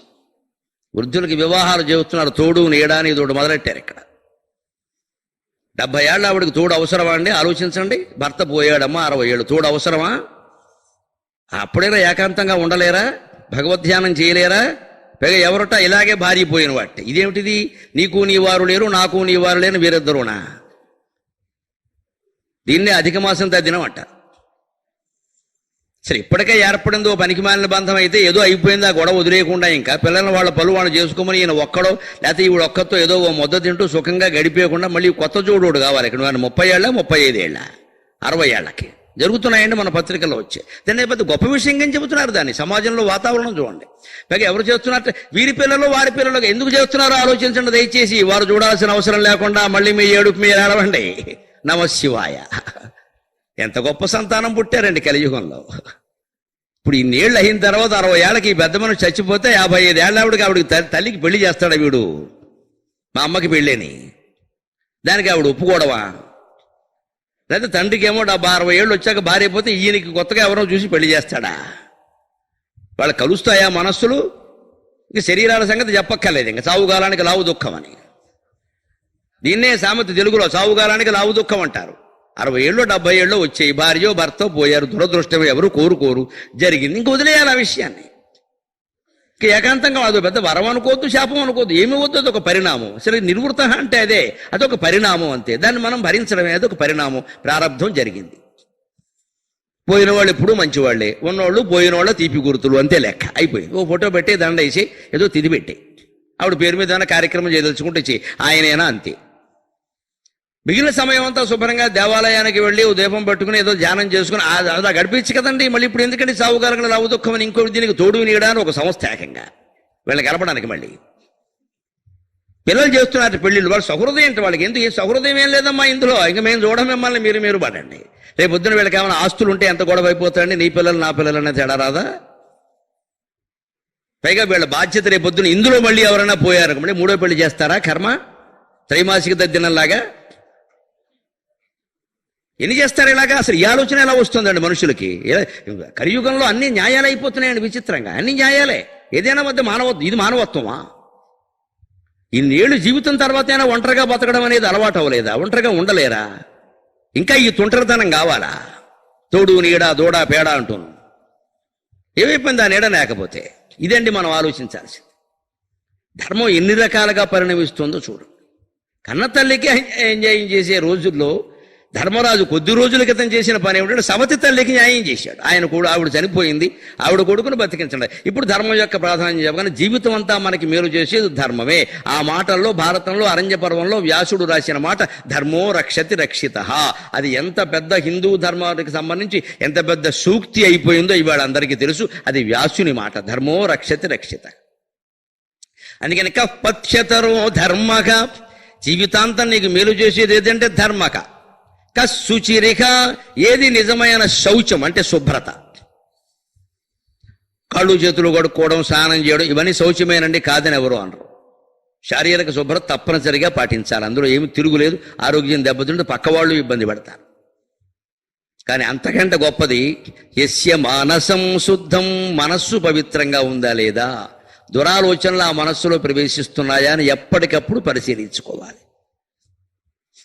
ఆ పరిశీలన కూడా కంటే గొప్ప విషయం ఏంటంటే మహానుభావుడు జిడ్డు కృష్ణమూర్తి గారు చెబుతారు, వచ్చిన ఆలోచన వచ్చినట్టు తుంచేలేవా అన్నాడు. అసలు రాని వాళ్ళ దాన్ని తుంచేయి, వచ్చింది తుంచేయి, బాణానికి బాణం వేసినట్టుగా తుంచేయి. మహావీరుడు ఎలా ఉంటాడంటే యుద్ధం చేసేవాడు అవతల వాడు బాణం వేస్తే తన దాకా రానివాడు మధ్యలో తుంచేస్తాడు. అర్జునుడు చాలా బాణాలు అలాగే చేశాడు. అర్జునుడు చాలా బాణాలు మధ్యలో తుంచేశాడు. అలాగే ఆలోచన కూడా వస్తుంటేనే తుంచేయాలంటే మనం నమశివాయ అనే ఒకే ఒక బాణంతో, పంచాక్షర బాణంతో తుంచేయాలి. నా రావడానికి వీళ్ళ నమశివాయ ముషేయి, నాకు అవసరం లేదు ఈ ఆలోచన. ఆలోచనలను ఆపకడం అంటే ఆలోచన లేకుండా చేసుకోవడం కంటే మోక్షం అనేది వేరే ఏమీ లేదు. 32,000 యోగ వాసిష్టం చదివి చెబుతున్న సారాంశంగా నిర్వాణ ప్రకరణంలో చిట్ట చివర వశిష్ఠుడు చెప్పినట్టు ఏమిటి అంటే, నమోక్షం నభసపృష్టే నపాతాళే నభూతలే మనోక్షయో మోక్షయేవా అనడంతే. మోక్షం అనేది పాతాళంలో లేదు, ఆకాశంలో లేదు, స్వర్గంలో లేదు, ఎక్కడ లేదయ్యా. ఆలోచన లేకపోవడమే మోక్షం, అంతే. అది సాధించమని చెప్పాడు. ఆలోచనే జ్ఞాపకం, జ్ఞాపకమే అనుభవం. ఈ ఆలోచనలే మనల్ని పీడించేస్తున్నాయి. ప్రతి దాని గురించి ఆలోచన. అత్యవసరమైనది ఏదైనా మనం ఆలోచించామంటే తప్పు లేదు. మీ మనస్సును మీరే పరిశీలించుకోండి, నా మనస్సును నేను పరిశీలించుకున్నాడు. ఎవరికి వారే, దీనికి ఎవరు మీరు ఎక్కువ నేను తక్కువ అని ఎవరు ఏమీ లేదు అక్కడ. పరిశీలించుకుంటే అనవసరమైన ఆలోచనలు ఎక్కువ ఉంటాయి. అందుకే ఆయన ఏమన్నాడు, మానసం శుద్ధం అనొచ్చాడు, మనోరూపేక్షుకోదండ అని లలితా సహస్రం. మనస్సు చెరుగ్గడ లాంటిది. ఎందుకని? చెరుగ్గడలో పిప్పెక్కువ, రసం తక్కువ. ఇంత పెద్ద గడ ఉంటుంది, 4 గళ్ళ పెట్టి పెండగా గ్లాసుడు రసం వస్తుంది. చెరుగ్గడలో పిప్పెక్కువ, రసం తక్కువ. మన మనస్సులో కూడా అంతే, పనికిమాలిన ఆలోచనలు ఎక్కువ, పనికొచ్చే తక్కువ. ఈ మనస్సు అనే చెరుగ్గడను తీసుకెళ్లి లలితాదేవి చేతుల్లో పెడితే రసమయం, మన దగ్గర పెట్టుకుంటే నాసమయం. ఏం కావాలో తెలుసుకోవాలి. అందుకే మనోరూపేక్షుకోదండ పంచతన్మాత్ర సాయక. 1-2 నామాల అర్థం తెలిస్తే లలితా సహస్రం మొత్తం తెలిసిందండి. మన దృష్టి అలా కాదు. 100 మందిని పిలవాలి, 16 పిండి వంటలు చేయాలి, మొత్తం అలంకారం చేయాలి. ఈవిడు చేసినట్టుగా ఇంకెవరూ చేయలేదని ఈనాడు జిల్లా అనుబంధంలో వెయ్యాలి. మనకు అదిగా అక్కడి నుంచి మళ్ళీ ఇంకో ఆవిడ రెచ్చిపోవాలి, ఆ మొగుడిని గట్టిగా గెల్లాలి, ఆవిడ పెద్ద పారాయణ పెట్టాలి. మొత్తం మీద మళ్ళీ చెబుతున్నా బాగుపడుతున్నది మేమే, మా ప్రవచనం పెట్టిస్తారు అక్కడ. మీ పారాయణల వల్ల, మీ పిండి వంటల వల్ల మేము బాగుపడుతాం. అలాంటి వాళ్ళందరికీ బోర్డు గిరాకీ వచ్చేసింది వేళ. ఆశ్చర్యంగా ఉందని జరుగుతుంది. నాకు ఒకసారి ఏమనిపిస్తుంది, నిజమే మనకి బాగుండడం కాదు, రోజు మనకు మాట్లాడడం మనకి ఇబ్బందే కదా. ఏం జరుగుతుంది అసలు లోకంలో? పారాయణ, పిండి వంటలు, నిర్వహణ, దానికి ఒక పెద్ద మైకు, అందులో అన్నీ చదవడం. లలితా శాస్త్రం మీరు మైకులో మంత్రాలు చదివేస్తారా? ఓ పక్క బీజాక్షరాలు ఉన్నాయని బ్రహ్మాండంగా చెబుతున్నారా? అవన్నీ చదివేస్తాయి. బజార్లో ఉన్న చేపల చెరువులు ఏమన్నా ఇవి? చేపల మార్కెట్టే ఏమన్నా బజార్లో ఊరికే మాట్లాడుకోవడానికి? ఎలా చదివేస్తారని ఓ పక్క బీజాక్షరాలు ఉన్నాయని చెబుతూ? అంటే దాని పెద్ద హడావుడి చేయాలి, అందరికీ తెలియాలి ఇక్కడ ఏదో జరుగుతుంది, అది అవసరం. అంతే. మన మనస్సులో ఏమొచ్చింది? ఒక్క మనోరూపేక్షుకోదండ అన్న మాట అర్థమైతే ఆలోచనలు ఆగిపోతాయి, చాలు. అనవసరం అన్ని పనికిమాలిన ఆలోచన.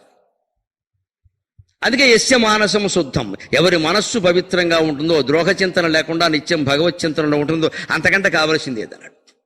పండితక, నిజమైన పండితుడెవరు? శ్లోకాలు అప్పగించేవాళ్ళు, మొత్తం రామాయణం మొత్తం అప్పగించగలిగిన వాళ్ళు, సుందరకాండ నిత్యము పారాయణ చేసేవాళ్ళు, భాగవత సప్తాహాల్లో కొన్ని 100 సార్లు మొత్తం భాగవతాన్ని పారాయణ చేసిన వాళ్ళు.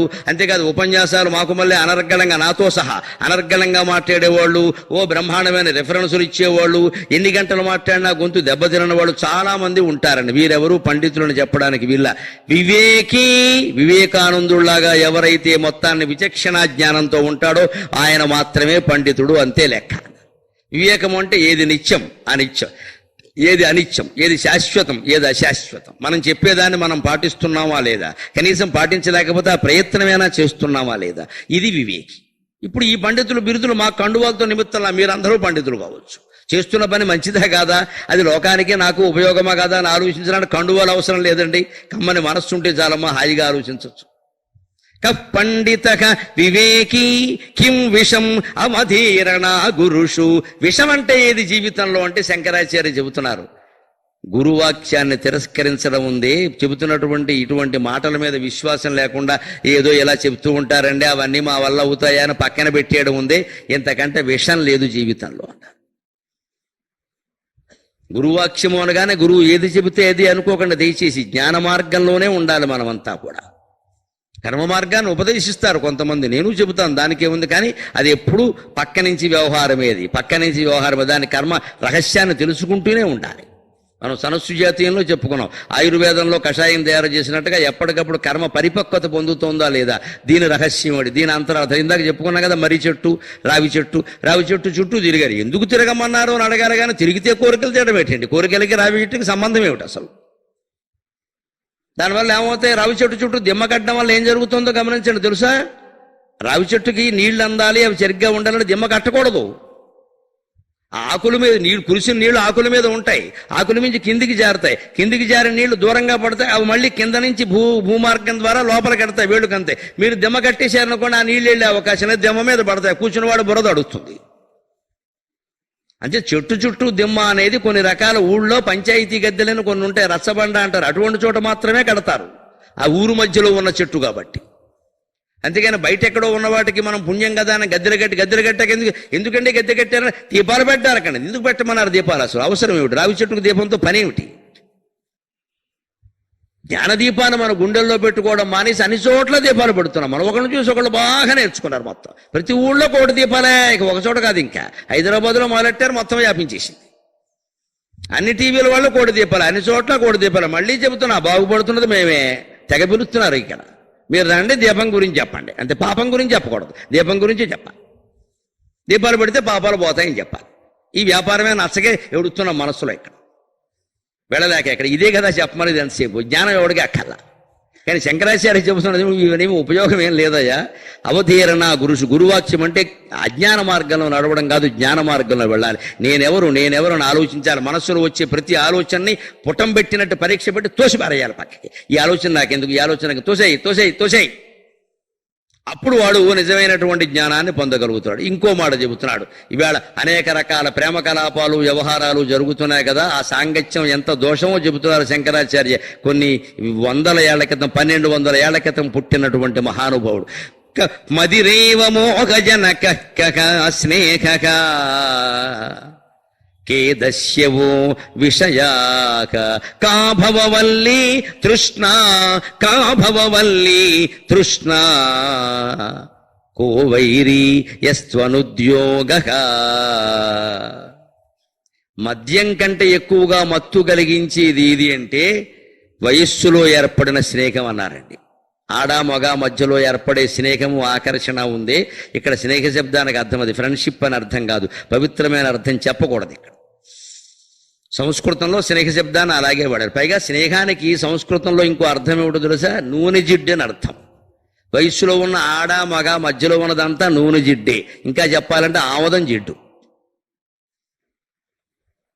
పిల్లలు ఇవాళ దేనికి లోనవుతున్నారో అందరికీ తెలుసు. ఈ స్మార్ట్ ఫోన్లు వచ్చిన తర్వాత, స్వేచ్ఛలు వచ్చిన తర్వాత శుభ్రంగా పాకెట్ మనీ కింద 1000 రూపాయలు ఇస్తున్నారమ్మా 10వ తరగతి అబ్బాయికి.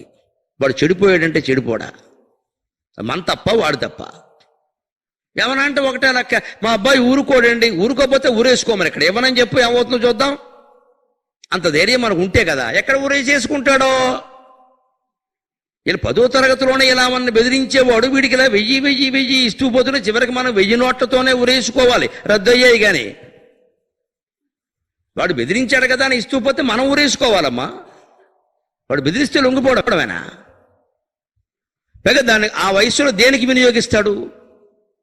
క్రెడిట్ కార్డులు ఇచ్చేస్తున్నాడు శుభ్రంగా తల్లిదండ్రులే. 2 లక్షలు క్రెడిట్ పెట్టేసి నీ ఇష్టం. వాడు తాగి తందనాలు ఆడాడంటే ఆడ్డా,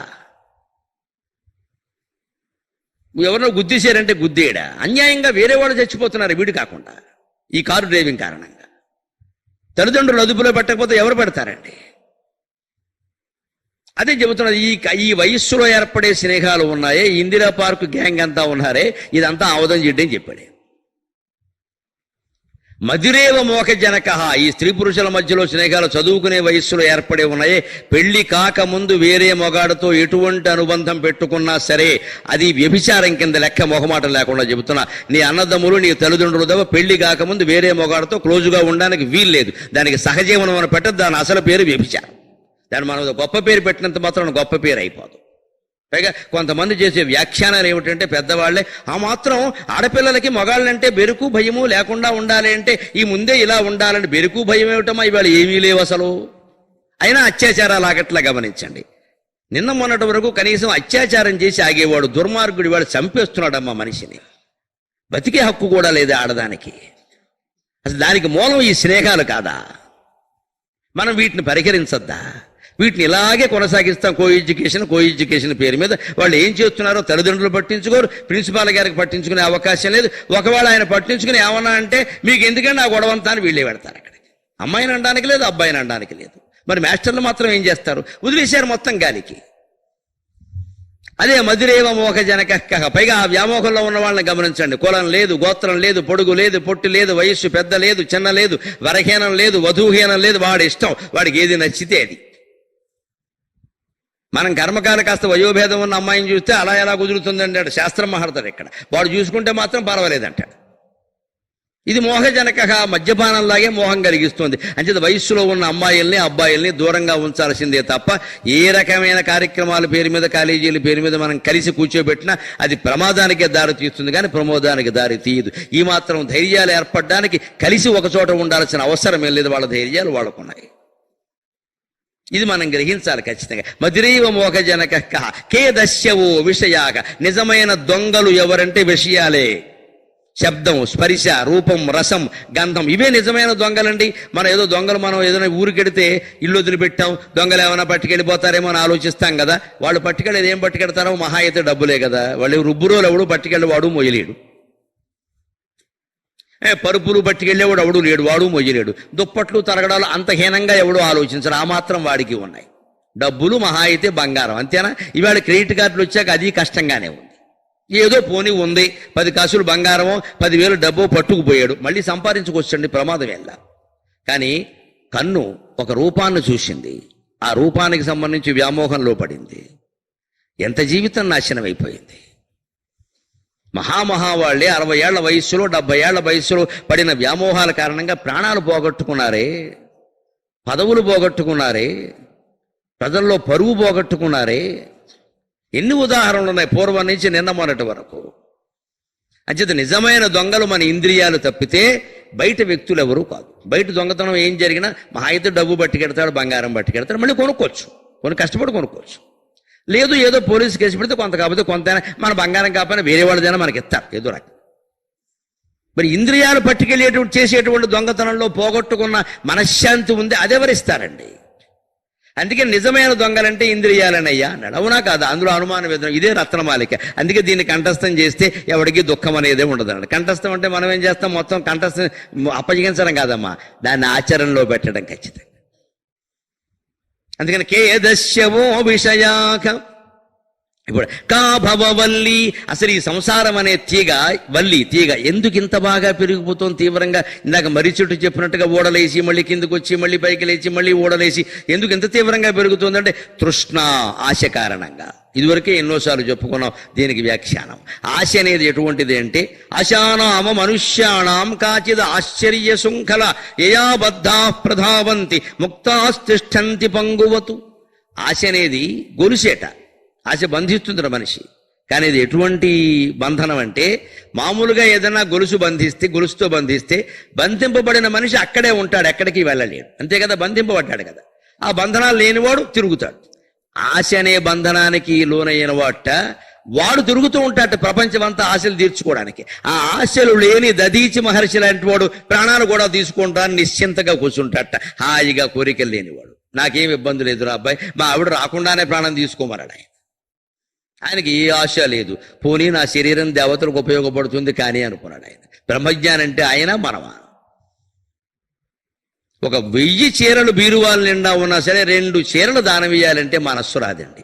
దానికి 1 గంట ప్రయత్నం చేసి అటు తిప్పి ఇటు తిప్పి ఏమీ పనికిరాదు కదా, చిరుగులు కూడా ఉన్నాయి కదా, అప్పుడు తీస్తాం దానానికి.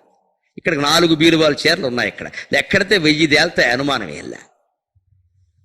కోట్ల డబ్బులు ఉన్నా సరే 10 రూపాయలు ఇవ్వాలన్నా సరే ఆలోచనేనండి ఎక్కడికైనా. ఏమి అందులో కోట్లో 10 పోతే ఎంత, 100 పోతే ఎంత?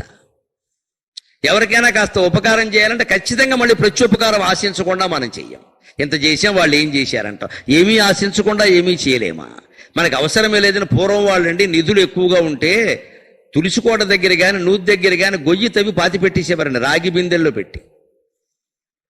దాంట్లో కొన్ని రకాల నాణ్యాలు, సుగంధ ద్రవ్యాలు ఇవి వేసేవారు చెడిపోకుండా. అలాంటి వాళ్ళ దృష్టి ఏమిటి? మనకి ఎక్కువ ఉంది, ఈ సొమ్ము ఇంట్లో ఉంటే పిల్లలు చెడిపోతారు, అందుకని దాచేస్తే ఎవరో ఒకరికి దొరుకుతుంది. ఎవరికి దొరుకుతుందో తెలియదండి. ఎంత ఎంత త్యాగమూర్తులు ఉన్నారండి. నిధి నిక్షేపాలంటేవి ఇప్పటికీ ఎవరైనా పొలం కానీ ఇల్లు కానీ స్థలం కానీ కొంటే దస్తావేజుల్లో ఇక్కడ ఉండే నిధి నిక్షేపాలు సహా అని రాస్తారు. ఏమున్నాయండి నిధులు ఇక్కడ ఎడారి భూముల్లో? ఆ మాట ఎందుకు రాస్తారు గమనించండి. నిధి నిక్షేపాలు సహా. నిధులు అంటే డబ్బు దాచినవి, నిక్షేపములు అంటే బంగారము రత్నాలు దాచినవి. అలాంటివన్నీ ప్రత్యేకంగా దాచిపెట్టినవండి. పైగా ఇందులో మొక్కుబడి కూడా ఉంటుందండి ఒకటి ఖచ్చితంగా. ఈ నిధి దాచడం వల్ల ఫలానా జరుగుతుందని దాస్తున్నాను అంటే అది జరిగిన సందర్భాలు ఉన్నాయి. ఏమీ కోరిక లేకుండా దాచినవి కూడా ఉన్నాయండి. అంతటి త్యాగమూర్తులు పుట్టిన దేశంలో పుట్టి వేళ 100 రూపాయలకి 1000 రూపాయలకి కక్కుర్తపడే స్థితికి వచ్చాం మనం. ఒక్క రూపాయి కూడా త్యాగం చేయగలిగే పరిస్థితి లేదు. దానికి సమాధానంగా చెబుతున్నారన్న కా భవవల్లి తృష్ణ. ఈ తీగ, సంసారం అనే తీగ ఎందుకింత పెరిగిపోతుందని ఈ ఆశ ఎంతకీ తీరదయ్యే. నేను కూర్చున్న పీఠం మీదే నా కొడుకు కూర్చోవాలంటాడు, ఆయన కూర్చున్న పీఠం మీదే మళ్ళీ మనవడు కూర్చోవాలంటాడు. ఇదివరకు ప్రాంతీయ పార్టీలు ఉండేవి, లేవు. ఇప్పుడు కులం పార్టీలు వచ్చాయి. అందులో కూడా దారుణం, కుటుంబ పార్టీలు వచ్చాయి. ఆ పార్టీ అంతా కుటుంబమే ఉంటారు, ఇంక వేరే వాడు ఉండడు. మహా అయితే ఓ కులం ఉంటారు, వేరే వాళ్ళు ఉండరు. ఇప్పుడు మొత్తం ఎంత రగడ జరుగుతుందో చూడండి దేశం అంతా కులం కారణంగా. అమాయకంగా పాపం అదే కులంలో ఉన్న మంచివాళ్ళు మాటకు గురవుతున్నారే అన్యాయంగా. మాకేం సంబంధం లేదండి, కానీ మరి పడుతుంది. మరి కులం ముద్ర పడ్డాక తప్పదు అది. వీటన్నిటికీ సమాధానం ఈ ఆశ. నేను ఈ దేశాన్ని పరిపాలిస్తున్నా, 5 ఏళ్ళు నాకు అవకాశం ఇచ్చారు, అన్ని మంచి పనులు చేస్తే 5 ఏళ్ల తర్వాత మనం పరిపాలించకపోయినా శాశ్వతంగా చెప్పుకుంటారండి. ఆ మంచి ఆలోచనలు పాలకులకు రావాలని భగవంతుడిని ప్రార్థిద్దాం. అంతకంటే మనం చేయగలిగింది ఏం లేదు.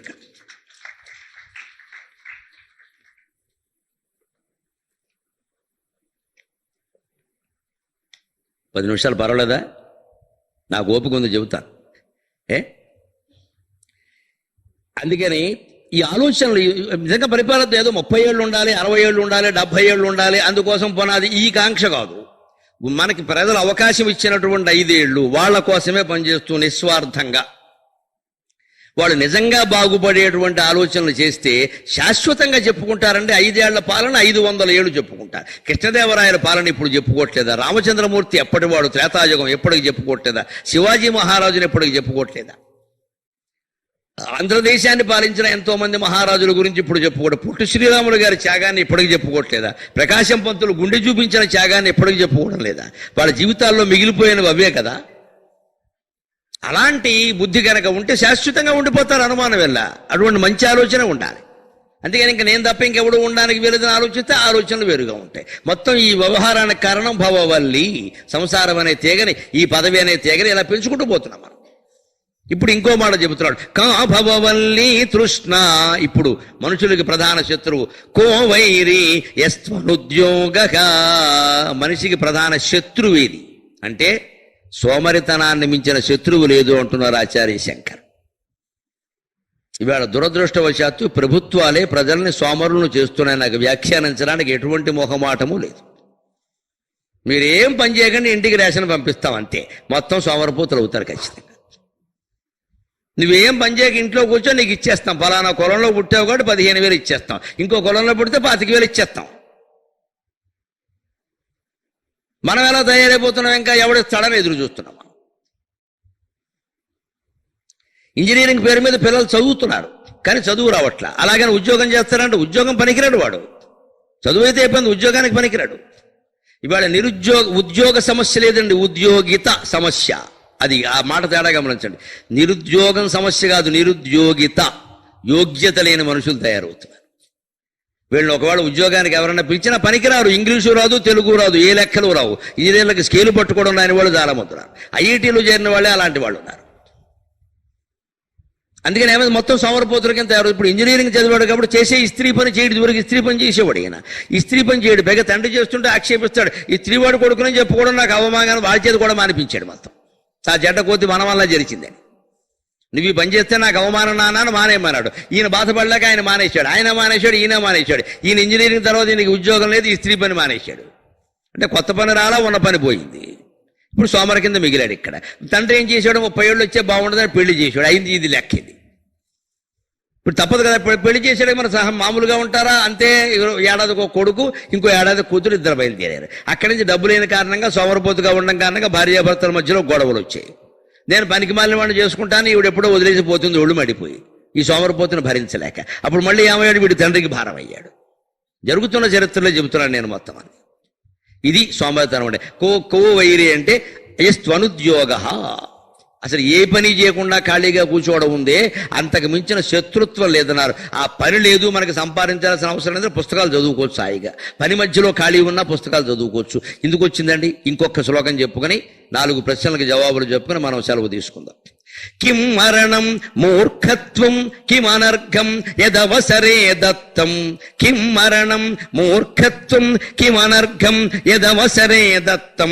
ఆమరణం కిం శల్యం ఆమరణం కిం శల్యం ప్రచ్ఛన్నం యత్కృతం పాపం. కిం మరణం, మనిషికి మరణం ఏది అంటే మూర్ఖత్వాన్ని మించిన మరణం లేదన్నాడు. మూర్ఖత్వం అంటే వాడికి తెలియదు, ఇంకోటి చెబితే వినడు. ఇదే లెక్క నిర్వహించాం. వాడికి తెలియదు, తండ్రో తల్లో పెద్దవాళ్ళు చెబితే వినడు, నువ్వేంటి చెప్పేదంట. ఇవాళ మొత్తం 1వ తరగతి కూరాడు డాడీ నీకేం తెలియదు అంటాడు. ఎంత గొప్ప మాట వచ్చేసింది ఆయనకి. 1వ తరగతి వాడు, వీడు వయస్సు ఎంత, వీడు బతుకంత. వాడు అప్పుడే డాడీ మమ్మీ నీకేం తెలియదు అంటే, డాడీకి మమ్మీకి తెలియకుండా ఈయన ఆకాశం నుంచి పుట్టాడు ఇక్కడ రాలిపడి. అంటే ఏంటి, వాడికి ఏదో ఇంగ్లీష్ బొట్లేరు మొక్కలు 4 వచ్చేసాయి అక్కడ. వాడు ఏదో మాట్లాడేస్తాడు, ఈ మమ్మీ గారు పాపం అలా మాట్లాడదు, నీకేం తెలియదు మమ్మీ అనేస్తాడు. ఇలా ప్రశ్నించి ఇది ఇంతకంటే మూర్ఖత్వం ఉందా? నేను రైల్లో ప్రయాణం చేస్తుంటే ఒక ఇల్లాలు ఆవిడ భర్త వచ్చారు, ఏదో దండం పెట్టారు వెళ్ళారు. కానీ ఆ ఇల్లాలు మళ్ళీ భర్తను అక్కడ కూర్చోబెట్టి మళ్ళీ వచ్చిందండి. మొన్న ఎప్పుడో 3 నెలల క్రితం జరిగింది. పేరు అనవసరం, నేను ఉన్న విషయం చెబుతున్నా. నాకు కళ్ళనీళ్ళు వచ్చాయి నిజంగా. ఇలాంటి కష్టాలు ఉంటాయా? వచ్చి అవధాని గారు ఏమనుకోవద్దు, ఒక్క మాట మీతో చెప్తాను, ఇక్కడ దొరికారు కదా అంది. మీరు కొంచెం చెప్పండి ఈ మాట. ఏమిటమ్మా అన్న. మీ ప్రవచనాలు విని నేను చేస్తున్న ఉద్యోగం మానేసి పిల్లలకి భర్తకి సేవ చేస్తున్నానని చెప్పింది.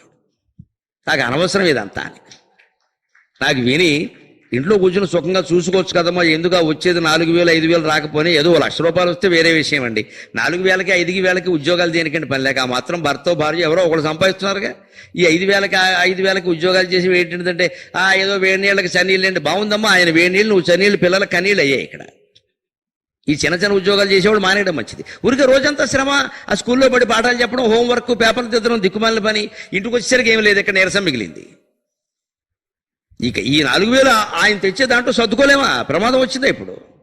నిజంగా ఇల్లాలు ఇంట్లో ఉండి ఆ పనులను చూసుకుని సర్దుకోవచ్చు కదా.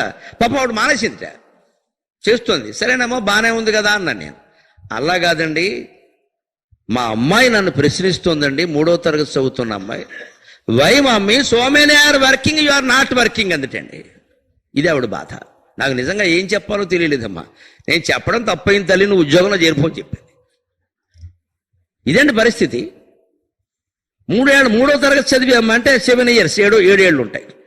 వాళ్ళ ఫ్రెండ్స్ తల్లులందరూ పనిచేస్తున్నారట. ఇప్పుడు ఇప్పుడు జాబ్ చేయకపోతే అమ్మాయికి అవమానం. అది గోమె కొట్టేద్దా అనుమానం లేకుండా ఆ పిల్లని. నువ్వేం ఆలోచిస్తున్నావు అసలని ఆలోచన అదే అండి ఆలోచించేది. నీ ఫ్రెండ్స్ పిల్లలందరూ తల్లులందరూ ఉద్యోగం చేస్తే మీ అమ్మ కూడా చెయ్యాలా? అలా ఆలోచించడమే తప్పని పిల్లలకి చెప్పొద్దు అసలు. నీ కోసం, నీ అక్కగారి కోసం, మీ నాన్న కోసం నేను ఉద్యోగం మానేసి ఇంట్లో కూర్చుని నానాయాత్ర పడుతుంటే నేను నాట్ వర్కింగా? 2,000 3,000 కోసం బ్యాగ్ వేసుకుని బయటికి వెళ్ళిపోతే ఎలాట్ వర్కింగా? ఇంట్లో కూర్చునే తల్లి లోకుగా ఉందా ఇక్కడ? ఇప్పుడు ఇంట్లో ఉండవాలే కదా దేవుడి దగ్గర దీపం పెడుతోంది, ఏదో స్తోత్రం చదువుకుంటుంది పాపం, మన కోసం ఉపవాసాలు చేస్తోంది, దీక్షలు చేస్తుంది, పిల్లల కోసమే సమస్తం అని. ఇవి లోకుగా ఉందామని, బికాజ్ ఆఫ్ నాట్ వర్కింగ్. దేశం మొత్తం 3 ఏళ్ల పిల్లల దగ్గర నుంచి ఎలా తయారయ్యారంటే డబ్బు సంపాదిస్తేనే పని. ఆ ఇల్లాలు చెప్పిన మాటకి నాకు ఏం సమాధానంలో చెప్పలేక, అమ్మా నువ్వు చెప్పిన మాటని ఎక్కడో అక్కడ నేను జనానికి అందజేస్తానమ్మా అన్నాను. నేను చేయగలిగింది అది. నా చెవులో పడేసావు కదా, నేను 1,000 చెవుల్లో పడేస్తాను నేనన్నా. 10 మందికి జ్ఞానం కలిగిన మంచిది. అలా అవమానించకూడనివ్వదమ్మా. ఎవరైనా చిన్నపిల్లలు ఇలా జాబ్ గురించి ఉద్యోగాల గురించి పడితే నోరు మూసుకోమని చెప్పండి. ఇంట్లో ఉండి చేసేటువంటి పనికి లక్షలు ఎవరు జీతాలు ఇచ్చినా సరిపోదని ఆడవాళ్ళు చేస్తున్నారు. మరి లండన్లో ఒక సంస్థ వాళ్ళు కావాలని, ఇప్పుడు కాదండి, నేను 30 ఏళ్ల క్రితం ఈనాడు సంపాదకీయంలో చూశాను ఈ వార్త.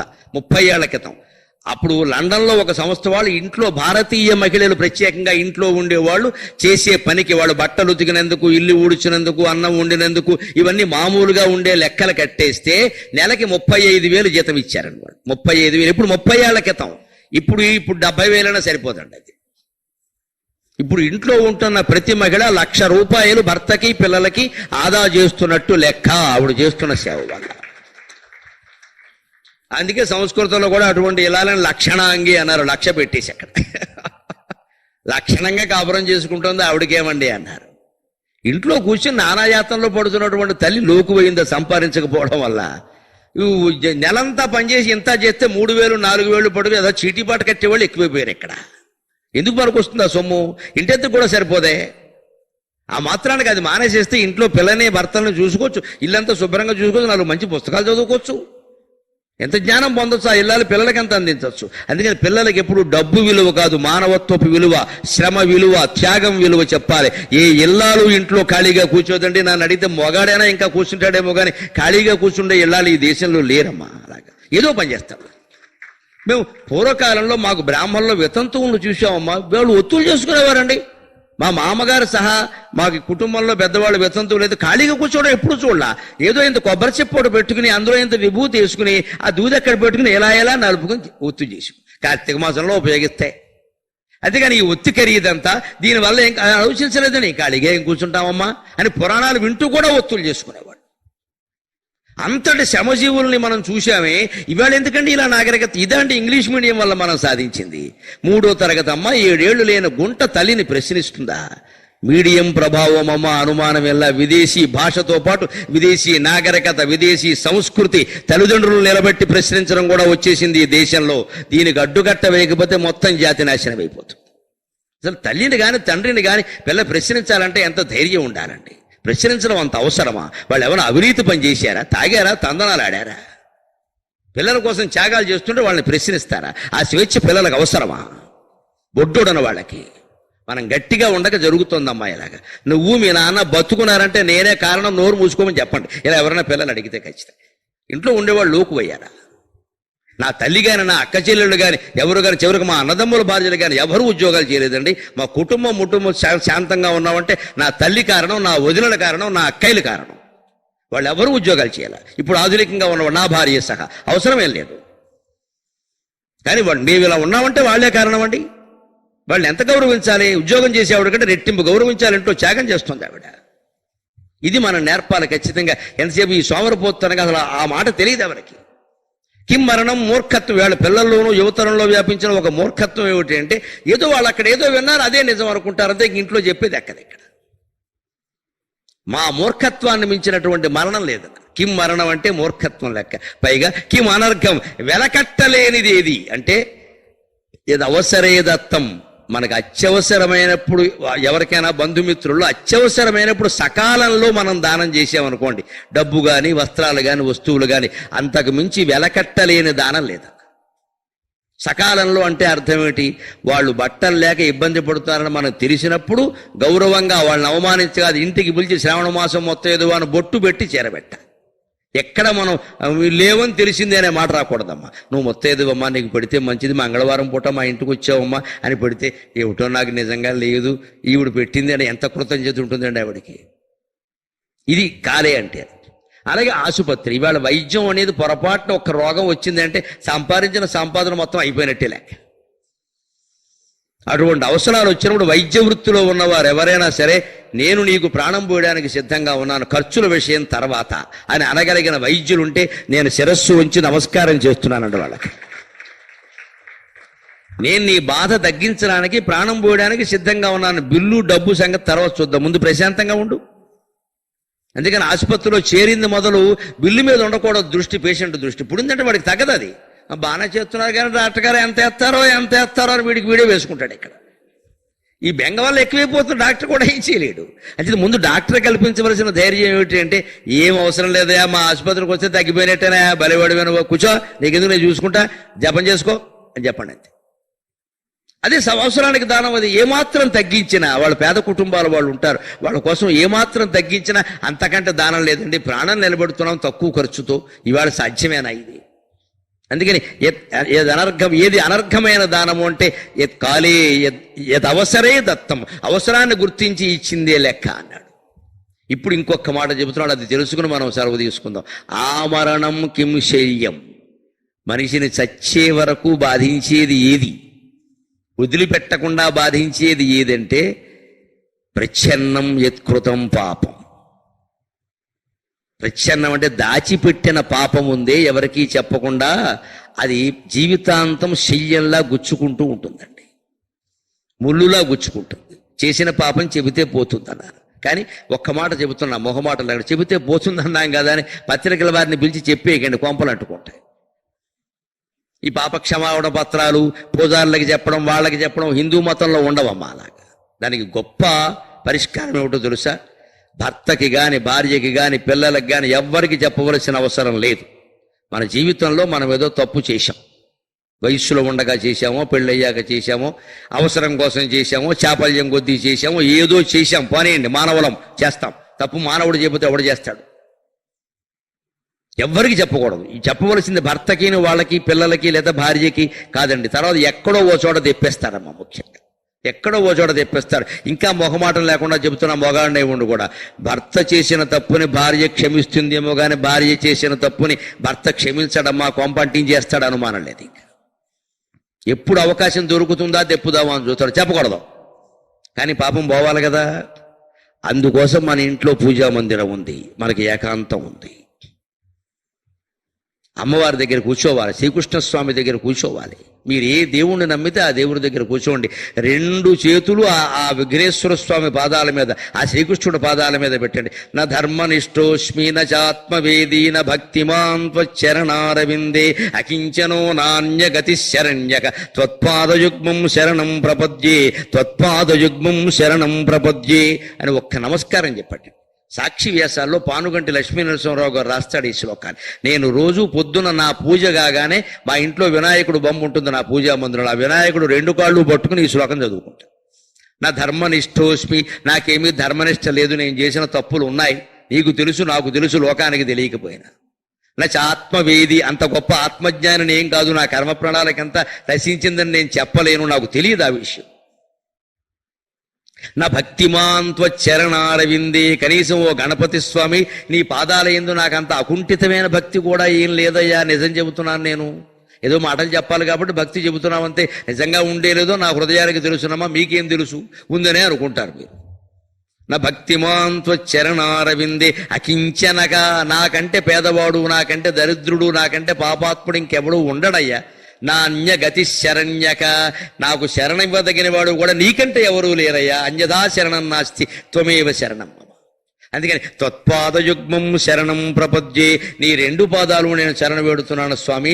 నిజంగా ఈ ప్రచ్ఛన్నమైన పాపం భార్యకు కూడా చెప్పలేంది, పిల్లలకు కూడా చెప్పలేంది, నలుగురిలో తలెత్తుకోలేంది నేను చేసిన పాపం ఉందే, అది క్షమించు, అది క్షమించు అని ఒక్కసారి మీరు భగవంతుడి పాదాలు పట్టుకుని ప్రమాణం చేసి ఆ పాప ఫలాన్ని ఆయనకి అప్పగిస్తే, నన్ను క్షమించు అంటే తక్షణం ఆ పాప క్షమాపణ అయిపోయినట్టే లెక్క.